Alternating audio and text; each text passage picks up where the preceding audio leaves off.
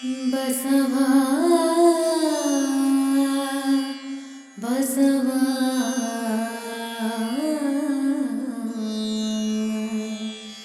ಬಸವ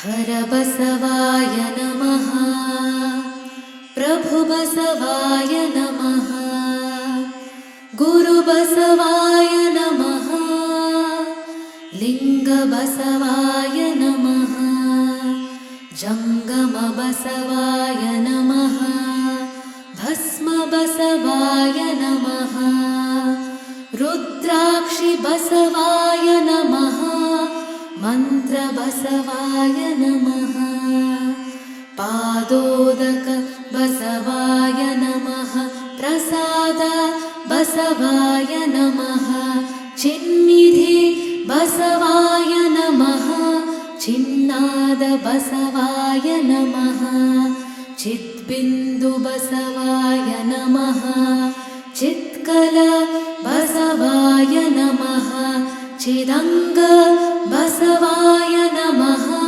ನಿಷ್ಪ್ರಪಂಚ ಬಸವಾಯ ನಮಃ ನಿರಂಜನ ಬಸವಾಯ ನಮಃ ನಿರ್ಗುಣ ಬಸವಾಯ ನಮಃ ನಿತ್ಯತೃಪ್ತ ಬಸವಾಯ ನಮಃ ಅಕಾರ ಬಸವಾಯ ನಮಃ ಉಕಾರ ಬಸವಾಯ ನಮಃ ಮಕಾರ ಬಸವಾಯ ನಮಃ ನಕಾರ ಬಸವಾಯ ನಮಃ ಮಕಾರ ಬಸವಾಯ ನಮಃ ಶಿಕಾರ ಬಸವಾಯ ನಮಃ ವಕಾರ ಬಸವಾಯ ನಮಃ ಯಕಾರ ಬಸವಾಯ ನಮಃ ಓಂಕಾರ ಬಸವಾಯ ನಮಃ ಹ್ರೀಂಕಾರ ಬಸವಾಯ ನಮಃ ಸಂಗಮೇಶ್ವರ ಬಸವಾಯ ನಮಃ ಪ್ರತ್ಯಕ್ಷ ಕಪಿಲ ಸಿದ್ಧ ಮಲ್ಲಿಕಾರ್ಜುನ ಬಸವಾಯ ನಮೋ ನಮಃ.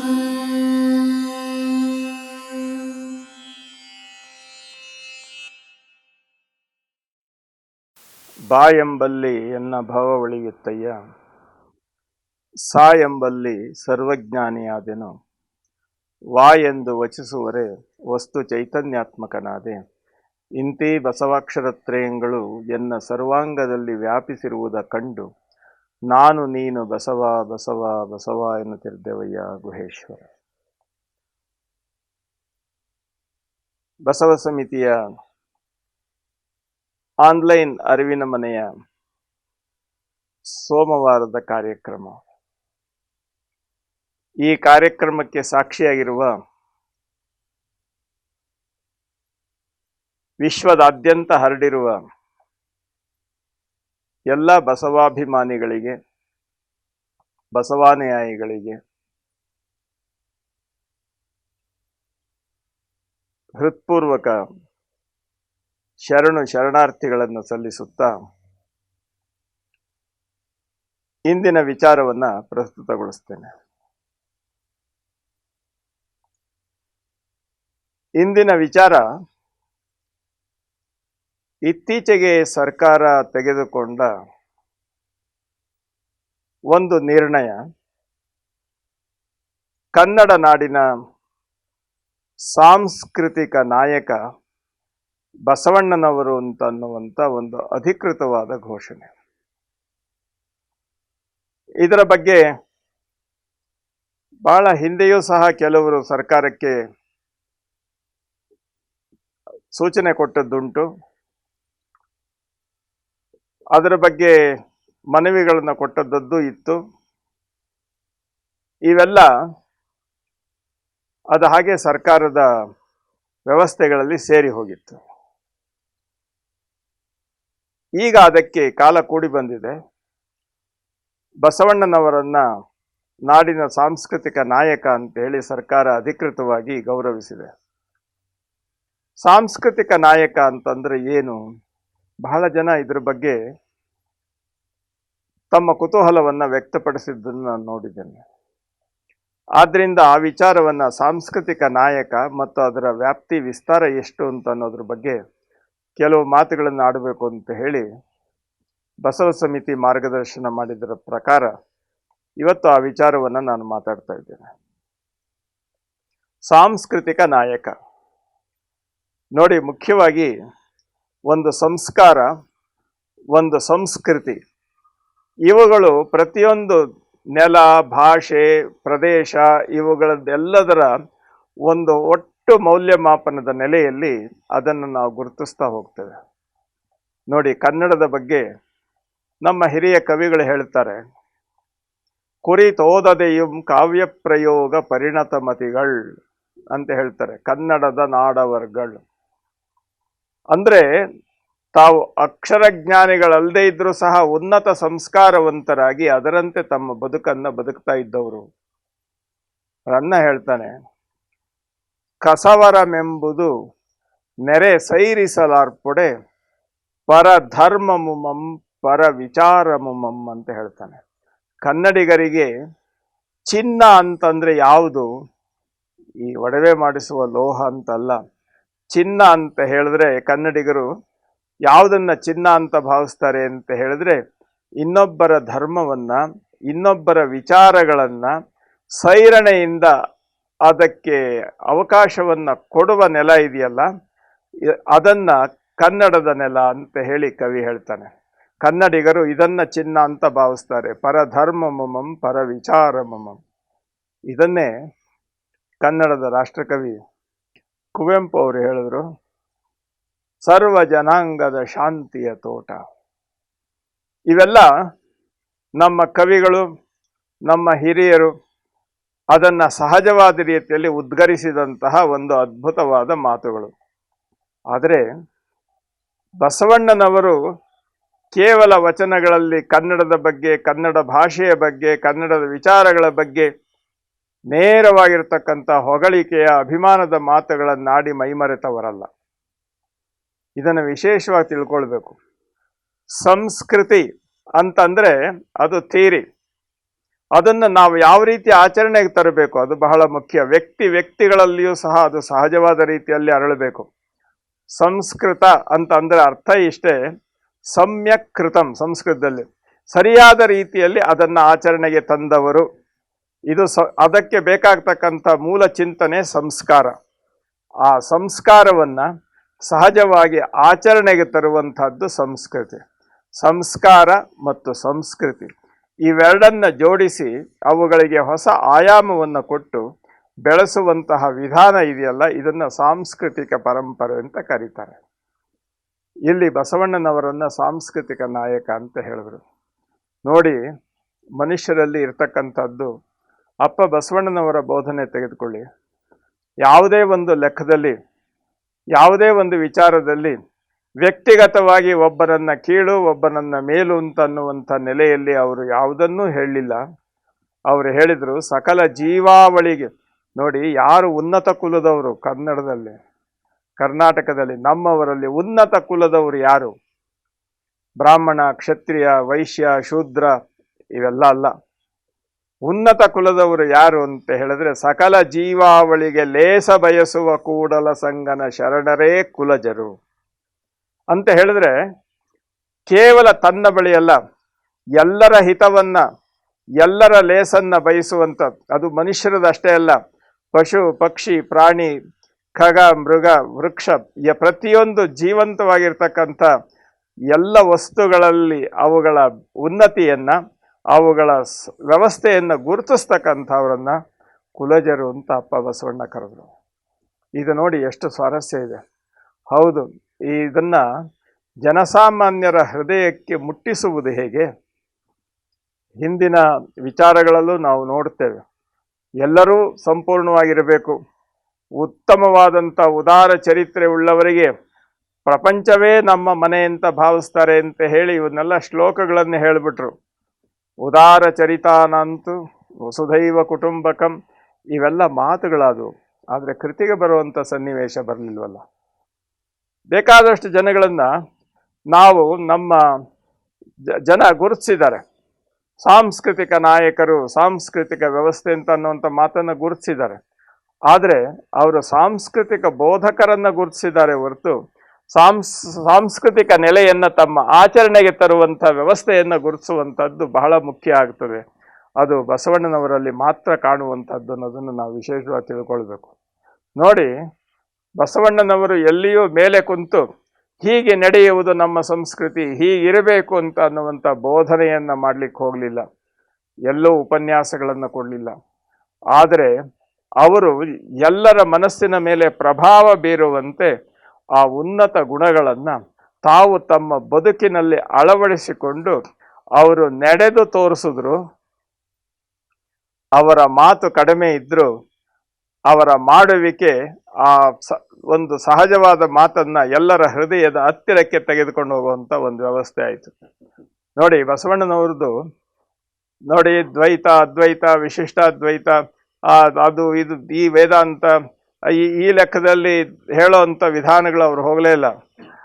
ಅವ್ರು ಹೇಳಿದ್ದಿಷ್ಟೇ, ಮನುಷ್ಯನಾಗಿ ಬದುಕಬೇಕಾದ್ರೆ ಎಲ್ಲರಲ್ಲಿ ಒಗ್ಗಟ್ಟಿರಬೇಕು, ಒಮ್ಮತ ಇರಬೇಕು, ಸಹಜವಾದ ಸಾಮರಸ್ಯ ಇರಬೇಕು. ಆ ಸಾಮರಸ್ಯವನ್ನು ಉಳಿಸಿಕೊಂಡು ತಾನು ಪರಿಪೂರ್ಣನಾಗಿ ಸುಸಂಸ್ಕೃತನಾಗಬೇಕಾದ್ರೆ ಅವನು ನಡೆ ಮತ್ತು ನುಡಿ ಇವು ಸಹಜವಾಗಿರಬೇಕು.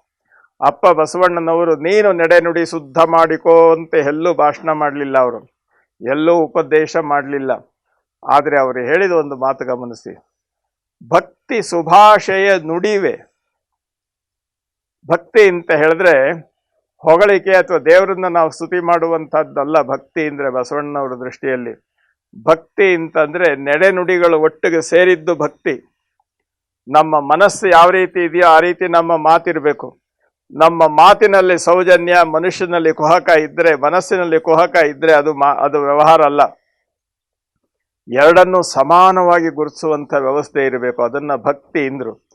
ಆ ರೀತಿ ಎಚ್ಚರದಿಂದ ಸುಭಾಷೆಯ ನುಡಿವೆ, ಅಹಂಕಾರ, ಬಿಂಕ, ಬಿಗುಮಾನವನ್ನು ಬಿಟ್ಟು ಎಲ್ಲರ ಜೊತೆಯಲ್ಲಿ ಸೌಜನ್ಯದಿಂದ ನಾನು ಮಾತನಾಡ್ತೇನೆ. ಏನನ್ನು ಹೇಳ್ತೀರಿ ಅಂತಂದರೆ ಅವ್ರು ಹೇಳ್ತಾರೆ, ನುಡಿದಂತೆ ನಡೆವೆ. ನಾನು ಏನು ನನ್ನ ಬಾಯಲ್ಲಿ ಬರ್ತದೆ ಅದು ನನ್ನ ನಡೆಯ ಪ್ರತಿಕೃತಿಯಾಗಿರ್ತದೆ. ನಡೆಯಲ್ಲಿ ನುಡಿಯ ಪೂರೈಸುವೆ. ನಾನು ಏನು ನಡೀತೇನೆ ಅದು ನನ್ನ ಮಾತಿನ ಬೆಂಬಲ ಅದಕ್ಕೆ ಇದ್ದೇ ಇರ್ತದೆ. ನೋಡಿ, ನುಡಿದಂತೆ ನಡೆಯುವುದು, ನಡೆಯಲ್ಲಿ ನುಡಿಯ ಪೂರೈಸುವುದು, ಇದು ಸಾಮಾನ್ಯವಾದಂಥ ಕೆಲಸ ಅಲ್ಲ. ಬಾಯಲ್ಲಿ ಹೇಳೋದೊಂದು, ಮಾಡೋದು ಮತ್ತೊಂದು. ಇವುಗಳ ಬಗ್ಗೆ ನಾವೇನು ಉದಾಹರಣೆ ಕೊಡಬೇಕಾದಿಲ್ಲ. ಮುಕ್ಕಾಲು ಭಾಗ ಜಗತ್ತಿನಲ್ಲಿ ಎಲ್ಲ ಕಡೆ ಇರತಕ್ಕಂಥದ್ದು, ಕಾಲಾನುಕಾಲದಿಂದ ಇರತಕ್ಕಂಥದ್ದು ಇಂತಹ ದ್ವಂದ್ವಗಳೇ. ಆದರೆ ಈ ದ್ವಂದ್ವದ ನೆಲೆಯನ್ನು ಕಳೆದು ಬಸವಣ್ಣ ಆ ಲಿಂಗದೇವನಿಗೆ ಹೇಳ್ತಾರೆ, ನಾನು ಈ ರೀತಿ ನಡ್ಕೊಳ್ತೇನೆ ಅಂತ ಹೇಳಿ ಗಟ್ಟಿಯಾದ ಪ್ರತಿಜ್ಞೆ ಮಾಡಿದ್ದೇನೆ, ಅದರಂತೆ ನಾನು ನಡ್ಕೊಳ್ತೇನೆ. ಇದರಲ್ಲೇನಾದರೂ ಸ್ವಲ್ಪ ತಪ್ಪಿದ್ರೆ ನೀನು ದಯವಿಟ್ಟು ಕ್ಷಮಿಸು ಅಂತ ಕೇಳೋ ಅಂಥ ಸ್ವಭಾವ ಬಸವಣ್ಣನವ್ರದ್ದಲ್ಲ. ಅವರು ಹೇಳಿದ್ರು, ತ್ರಾಸು ಕಟ್ಟಲೆ ನಿನ್ನ ಕೈಯಲ್ಲಿ, ನಿನ್ನ ಕೈಯಲ್ಲಿ ತಕ್ಕಡಿ ಕೊಟ್ಟಿದ್ದೇನೆ, ಒಂದು ಕಡೆಯಲ್ಲಿ ನಡೆ, ಇನ್ನೊಂದು ಕಡೆಯಲ್ಲಿ ನುಡಿ, ಇದನ್ನಿಡು. ತ್ರಾಸು ಕಟ್ಟಲೆ ನಿನ್ನ ಕೈಯಲ್ಲಿ. ಜವೆ ಕೊರತೆಯಾದರೆ, ಇದರಲ್ಲೇನಾದರೂ ಕೂದಲು ಎಳೆಯಷ್ಟೇನಾದರೂ ವ್ಯತ್ಯಾಸ ಬಂದರೆ ಎನ್ನ ನೆದ್ದಿ ನೀನೆದ್ದು ಹೋಗ ಕೂಡಲ ಸಂಗಮ ದೇವ. ನನ್ನನ್ನು ನೀನಿಲ್ಲೇ ಬಿಟ್ಟು ನೀನು ಹೋಗು. ಅಷ್ಟು ಸ್ವಾಭಿಮಾನ ಅಷ್ಟೇ ಅಲ್ಲ, ಅಷ್ಟು ಖಚಿತವಾಗಿರ್ತಕ್ಕಂಥ ಆಚರಣೆಯ ಬಗ್ಗೆ ನೆಲೆಯನ್ನು ರೂಪಿಸಿಕೊಂಡು ಅದರ ಬೆಲೆಯನ್ನು ಜಗತ್ತಿಗೆ ಸಹಜವಾದ ಆಚರಣೆಯ ಮುಖಾಂತರವೇ ತಿಳಿಸ್ಕೊಟ್ಟಂಥದ್ದಿದೆಯಲ್ಲ, ಇದು ಬಹಳ ಅದ್ಭುತ ಅಲ್ವಾ? ನಾವು ಮಾತನಾಡುವವರನ್ನು ಕೇಳ್ತೇವೆ, ಆದರೆ ಮಾಡಿದಂತೆ ಮಾತನಾಡುವವರ ಸಂಖ್ಯೆ ತುಂಬ ಕಡಿಮೆ ಆಗ್ತದೆ.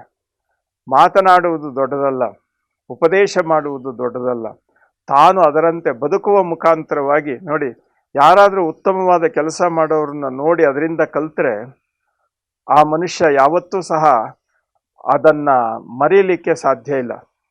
ಅಪ್ಪ ಬಸವಣ್ಣನವರ ಹತ್ರ ಬಂದಂಥ ಜನ, ವಿದ್ವಾಂಸರು ಬಂದರು, ರಾಜರುಗಳು ಬಂದರು, ಕಾಯಕ ಜೀವಿಗಳು ಬಂದರು, ಮುಗ್ಧರು ಬಂದರು, ಎಲ್ಲರೂ ಬಂದರು. ಎಲ್ಲರಿಗೆ ಬಸವಣ್ಣ ಕುಂಡಿಸ್ಕೊಂಡು ನೀವು ಹೀಗೆ ಬದುಕಬೇಕು, ಹಾಗೆ ಬದುಕಬೇಕು ಅಂತ ಹೇಳಲಿಲ್ಲ. ಬಸವಣ್ಣನವರ ನಡೆ ನುಡಿ ಸಿದ್ಧಾಂತ, ಅವರ ಆಚರಣೆ ಎಲ್ಲರಿಗೂ ಒಂದು ಆಕರ್ಷಣೆ ಆಯಿತು. ನಾವು ಈ ರೀತಿ ಬದುಕ್ತೇವೆ, ನಾವು ಈ ರೀತಿ ಪ್ರಯತ್ನ ಪಡ್ತೇವೆ ಅಂತ ಹೇಳಿ ಎಲ್ಲರೂ ಸಹ ತಮ್ಮನ್ನು ತಾವು ಅದರಲ್ಲಿ ಕರಗಿಸಿಕೊಂಡು ಅದರಲ್ಲಿ ತೊಡಗಿಸಿಕೊಂಡ್ರು. ಇದು ಬಹಳ ವಿಶೇಷ ಅಲ್ವಾ? ನಾವು ಹೇಳಿ ಮಾಡಿಸುವುದು ಬೇರೆ, ಅವರಿಗೆ ಏನೋ ದಾಕ್ಷಿಣ್ಯದಿಂದ ಏನಾದರೂ ಮಾಡ್ತಾರೆ. ಆದರೆ ನಮ್ಮ ನಡೆಯನ್ನು ನೋಡಿ ಅವರು ಮಾಡೋದಿದೆಯಲ್ಲ, ಅದರಲ್ಲಿ ಯಾವತ್ತೂ ಅರೆ ಬರೆ ಕೊರತೆ ಬರೋದಿಲ್ಲ. ಅವರು ಸಂಪೂರ್ಣವಾದ ರೀತಿಯಲ್ಲಿ ಅದನ್ನು ಆಚರಣೆಗೆ ತರ್ತಾರೆ. ನೋಡಿ ಕಲಿಯೋದಿದೆಯಲ್ಲ, ಅದು ಬಹಳ ವಿಶೇಷವಾದ್ದು. ಆ ನೋಡಿ ಕಲಿಯುವ ನೆಲೆಗೆ ಎಲ್ಲರನ್ನು ಪರಿವರ್ತನೆ ಮಾಡ್ತಕ್ಕಂಥ ಒಂದು, ಯಾವತ್ತು ಪರಿಪೂರ್ಣ ಪರಿವರ್ತನೆ ಮಾಡ್ತಕ್ಕಂಥ ಒಂದು ಶಕ್ತಿ ಇದೆ. ಆ ಶಕ್ತಿಯನ್ನು ಅದರಲ್ಲಿ ಸಹಜವಾಗಿ ಜೋಡಿಸ್ಕೊಟ್ಟದ್ದನ್ನು ನಾವು ನೋಡ್ತೇವೆ. ಅಪ್ಪ ಬಸವಣ್ಣನವರ ಈ ಬೋಧನೆಗಳ ಸರಣಿಯಲ್ಲಿ ಹೇಗೆ ಎಲ್ಲರೂ ಪರಿವರ್ತನೆ ಆದರು ನೋಡಿ. ಯಾವುದೇ ಒಂದು ನೆಲೆಯಲ್ಲಿ ನಾನು ಅನ್ನದೊಳಗೊಂದಗುಳ, ವಸ್ತ್ರದೊಳಗೊಂದೆಳೆಯ, ಚಿನ್ನದೊಳಗೊಂದೊರೆಯ, ಇಂದಿಂಗೆ ನಾಳಿಂಗೆ ಎನ್ನ ಮಡದಿ ಮಕ್ಕಳಿಗೆಂದು ತೆಗೆದಿಟ್ಟನಾದಡೆ ತಲೆದಂಡ ಕೂಡಲ ಸಂಗಮ ದೇವ ಅಂದರು. ಇದರ ಆಚರಣೆ ಅವರಲ್ಲಿ ಸಹಜವಾಗಿ ಬಂತು. ಇದನ್ನು ನೋಡಿ ಎಲ್ಲ ಶರಣರು ಅದರಂತೆ ನಡೆಯಲಿಕ್ಕೆ ಶುರು ಮಾಡಿದ್ರು. ಯಾರೂ ಸಹ ನಾಳಿಗೇನು ಅಂತ ಕೂಡಿಡುವಂಥ ಪ್ರಶ್ನೆ ಮಾಡಲಿಲ್ಲ. ಎಲ್ಲರೂ ಎಲ್ಲರಿಗಾಗಿ ಬದುಕು ಮಾಡ್ತಕ್ಕಂಥ ವ್ಯವಸ್ಥೆ ಬಂತು. ಎಲ್ಲರೂ ಎಲ್ಲರೊಡನೆ ಸಾಮರಸ್ಯ ನೀಡ್ತಕ್ಕಂಥ ವ್ಯವಸ್ಥೆ ಬಂತು. ಎಲ್ಲರೂ ತಮ್ಮ ದುಡಿಮೆಯನ್ನು ಎಲ್ಲರಿಗೆ ಹಂಚಿಕೊಡುವಂಥ ವಿಧಾನ ಇದೆಯಲ್ಲ, ಇದು ಜಂಗಮಾರಾಧನೆ ಅಂತ ಹೇಳಿದ್ರು. ಜಂಗಮ ಅಂತಂದರೆ ವ್ಯಕ್ತಿಗತವಾಗಿರ್ತಕ್ಕಂಥ ಜಾತಿಯ ಸಂಕುಚಿತವಾದ ನೆಲೆ ಅಲ್ಲ.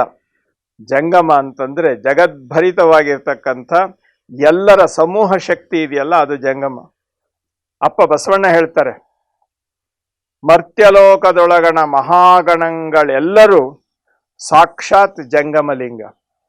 ನಾನೊಬ್ಬ ಭಕ್ತ, ನಾನು ನನ್ನ ದುಡಿಮೆ, ನನ್ನ ವ್ಯವಸ್ಥೆ, ನನ್ನ ಪ್ರಾಮಾಣಿಕತೆಯನ್ನು ಸಮಾಜದಲ್ಲಿ ಎಲ್ಲರಿಗೂ ಸಹಜವಾದ ರೀತಿಯಲ್ಲಿ ಅರ್ಪಣೆ ಮಾಡಬೇಕು. ಈ ಲೆಕ್ಕದಲ್ಲಿ ತಾನೋರ್ವ ಭಕ್ತ, ಉಳಿದವರೆಲ್ಲರೂ ಇಡೀ ಸಮೂಹವೇ ಜಂಗಮ ಅಂತ ಅನ್ನುವಂಥ ನೆಲೆಯನ್ನು ಅಪ್ಪ ಬಸವಣ್ಣವರು ಜಾರಿಗೆ ತಂದರು. ಪರಿಣಾಮ ಏನಾಯಿತು ಅಂದರೆ ಎಲ್ಲರೂ ತಮ್ಮ ದುಡಿಮೆಯನ್ನು ಎಲ್ಲರ ಜೊತೆಯಲ್ಲಿ ಕೂಡಿ ಉಣ್ಣುವಂಥ ವ್ಯವಸ್ಥೆ ಆಯಿತು. ನಮ್ಮ ಜನಪದ ಹೆಣ್ಣುಮಕ್ಕಳು ಹೇಳ್ತಾರೆ, ಉಂಡು ತೇಗಿತು ಲೋಕ ಕೊಂಡಾಡಿ ಕಾಯಕವ ಕಂಡಲ್ಲಿ ದಾಸೋಹ. ಈ ಮಾತು ಸಹಜವಾದ ರೀತಿಯಲ್ಲಿ ಆಚರಣೆಗೆ ಬರಬೇಕಾದ್ರೆ ಯಾವ ರೀತಿ ಅದು ಬರೀ ಶ್ರೀಮಂತರು, ಬುದ್ಧಿವಂತರು, ಜ್ಞಾನಿಗಳು, ವಿಜ್ಞಾನಿಗಳು ಇವರು ಮಾಡೋದಲ್ಲ. ಜೀವನದಲ್ಲಿ ಸಹಜವಾದ ಕಾಯಕ ಮಾಡ್ತಕ್ಕವರಿಗೂ ಆ ಗುಣ ಯಾವುದೇ ಆಗಲಿ, ನನ್ನ ಕಾಯಕದ ನೆಲೆ ಅಲ್ಲದೆ ಅದಕ್ಕಿಂತ ಹೆಚ್ಚು ಬಂದಿದ್ದು ನನಗೆ ಬೇಡ ಅಂತ ಅನ್ನುವಂಥ ಒಂದು ಪ್ರಯತ್ನ, ಒಂದು ಖಚಿತತೆ ಅಲ್ಲ. ನಮ್ಮ ಲಕ್ಕಮ್ಮ, ಆಯ್ದಕ್ಕೆ ಲಕ್ಕಮ್ಮ ತಮ್ಮ ಯಜಮಾನರು ಒಂದು ಸ್ವಲ್ಪ ಮಾಮೂಲು ತರ್ತಕ್ಕಂಥ ಒಂದು ಸೇರು ಅಕ್ಕಿಗೆ ಬದಲಾಗಿ 2 ಸೇರು ತಂದರು. ಯಾಕೆಂದರೆ ನಾಳೆ ಅನುಭವ ಮಂಟಪದ ಗೋಷ್ಠಿಯಲ್ಲಿ ಕಾಲ ಹಾಕಿದ್ರೆ ಮನೆಯಲ್ಲಿ ಧಾನ್ಯದ ಕೊರತೆ ಆಗಬಾರದು ಅನ್ನುವಂಥ ಆಲೋಚನೆ.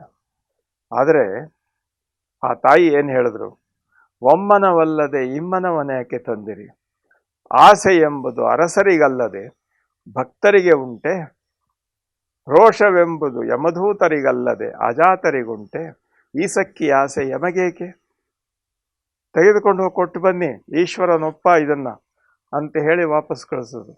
ಒಂದು ಮನೆಯ ಹೆಣ್ಣು ಮಗಳು ಈ ಕಾಯಕ ದಾಸೋಹದ ನೆಲೆಯಲ್ಲಿ ಇವತ್ತು ಇಷ್ಟೇ ಇಂದಿಂಗೆ ನಾಳಿಂಗೆ ಅಂತ ಅಷ್ಟೇ, ಅದಕ್ಕಿಂತ ಜಾಸ್ತಿ ನಾನು ಇಡೋದಿಲ್ಲ ಅಂತ ಹೇಳಿದಂಥ ಬಸವಣ್ಣನ ಮಾತು ಆ ತಾಯಿಯ ಮೇಲೆ ಎಷ್ಟು ಪ್ರಭಾವ ಬೀರಿತ್ತು.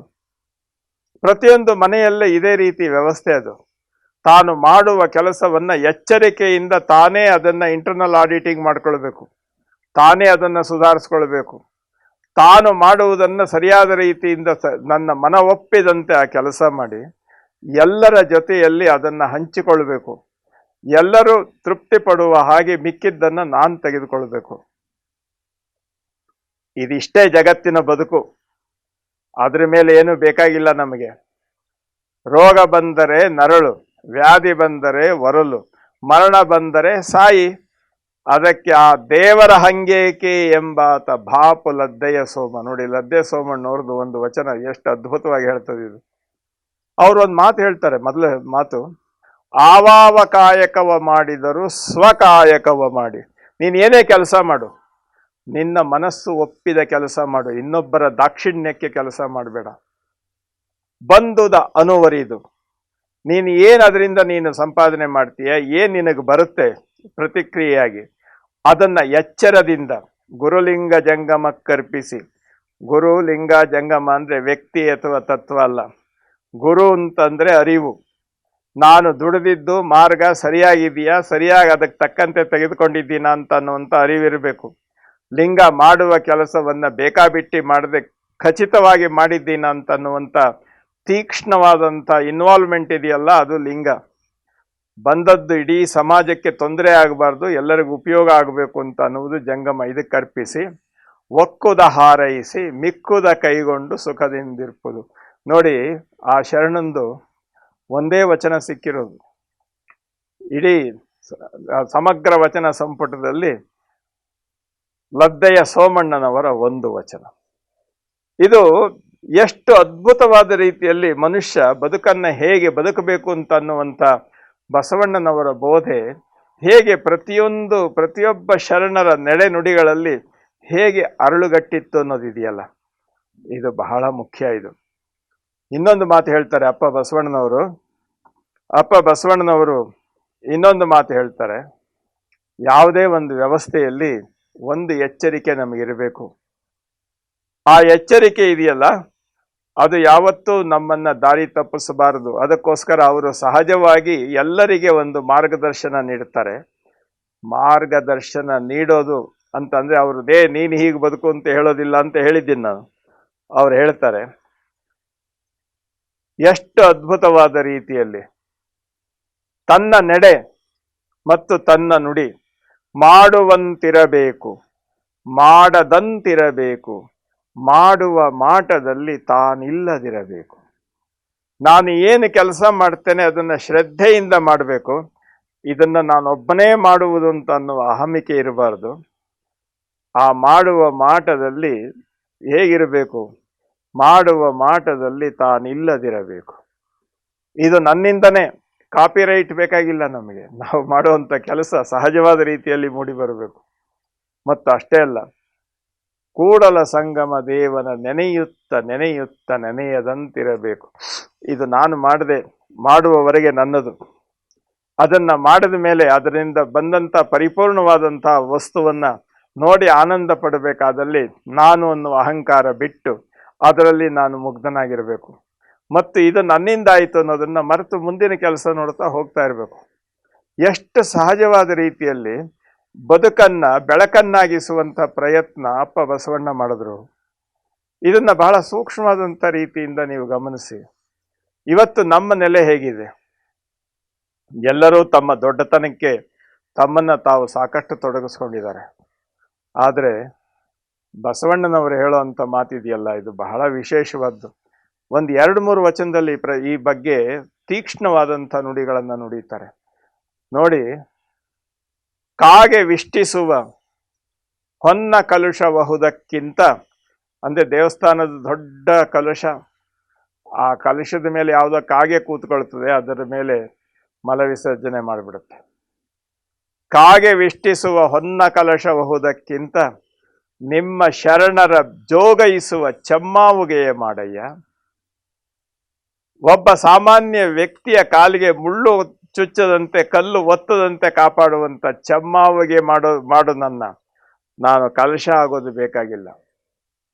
ಮೇಲಾಗಲೊಲ್ಲೆನು ಕೀಳಾಗಲಲ್ಲದೆ, ಕೀಳಿಂಗಲ್ಲದೆ ಹಯನು ಕರೆಯದು. ಈ ಲೆಕ್ಕದಲ್ಲಿ ಪ್ರತಿಯೊಂದರಲ್ಲೂ ಒಂದು ಪ್ರಸಂಗ ಹೇಳ್ತಾನೆ. ಈ ಒಂದು ಕಾಯಕ ದಾಸೋಹದ ನೆಲೆಯನ್ನು ಅಪ್ಪ ಬಸವಣ್ಣನವರು ತಮ್ಮ ಬದುಕಿನಲ್ಲಿ ಆಚರಣೆಗೆ ತರುವಂಥ ವ್ಯವಸ್ಥೆಯಲ್ಲಿ ಕರ್ಣಾಕರ್ಣಿಕೆಯಾಗಿ ಪ್ರತಿಯೊಬ್ಬರೂ ಇದರಿಂದ ಆಕರ್ಷಿತರಾಗಿ ಬಂದರು. ಆಕರ್ಷಿತರಾಗಿ ಬಂದವರು ಎಲ್ಲರೂ ಇದನ್ನು ನೋಡಿ ನಾವು ಇದನ್ನು ಅನುಸರಿಸ್ತೇವೆ ಅಂತ ಹೇಳಿ ತಮಗೆ ತಾವೇ ಇದರಲ್ಲಿ ತೊಡಗಿಸಿಕೊಂಡ್ರು. ಎಲ್ಲರ ಅನುಭವ ಒಂದು ಕಡೆ ಸೇರ್ಲಿಕ್ಕೆ ಶುರುವಾಯಿತು. ಎಲ್ಲರ ಅನುಭವ ಸೇರ್ಲಿಕ್ಕೆ ಶುರುವಾದಾಗ ಇದನ್ನ ಪರಸ್ಪರ ಹಂಚಿಕೊಳ್ಳುವಂಥ ವ್ಯವಸ್ಥೆ ಬಂತಲ್ಲ, ಆ ಹಂಚಿಕೊಳ್ಳುವಂಥ ವ್ಯವಸ್ಥೆ ಬಂದಾಗ ಇದಕ್ಕೆಲ್ಲ ಯಾರು ಕಾರಣರು? ಇದು ಅಪ್ಪ ಬಸವಣ್ಣನವರು. ಆದ್ರಿಂದ ಅವರೇ ನಮ್ಮ ನಾಯಕರು ಅಂತ ಹೇಳಲಿಕ್ಕೆ ಹೊರಟರು. ಆದರೆ ಬಸವಣ್ಣನವರ ಮಾತಿದೆಯಲ್ಲ, ನನಗಿಂತ ಕಿರಿಯರಿಲ್ಲ, ಭಕ್ತರಿಗಿಂತ ಹಿರಿಯರಿಲ್ಲ, ಅವರೇ ದೊಡ್ಡವರು, ನಾವಲ್ಲ. ಹಾಗಾದ್ರೆ ಬಸವಣ್ಣನವರು ಏನು ಕೊಟ್ರು? ಅವರ ಆತ್ಮನಿರೀಕ್ಷಣೆ ಹೇಗೆ ಮಾಡಿಕೊಂಡ್ರು? ಇದನ್ನು ಬಹಳ ಸ್ವಾರಸ್ಯವಾಗಿ ನಾವು ಗಮನಿಸಬೇಕಾಗ್ತದೆ. ನೋಡಿ,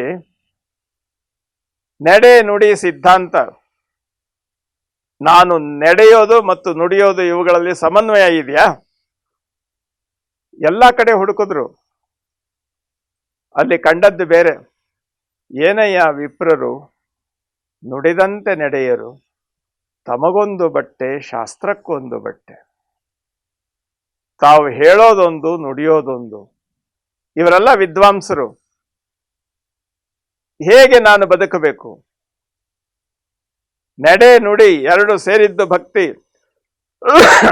ಈ ಲೆಕ್ಕದಲ್ಲಿ ಬಸವಣ್ಣನವರು ನಡೆ ನುಡಿ ಎರಡು ಸೇರಿದ್ದು ಭಕ್ತಿ.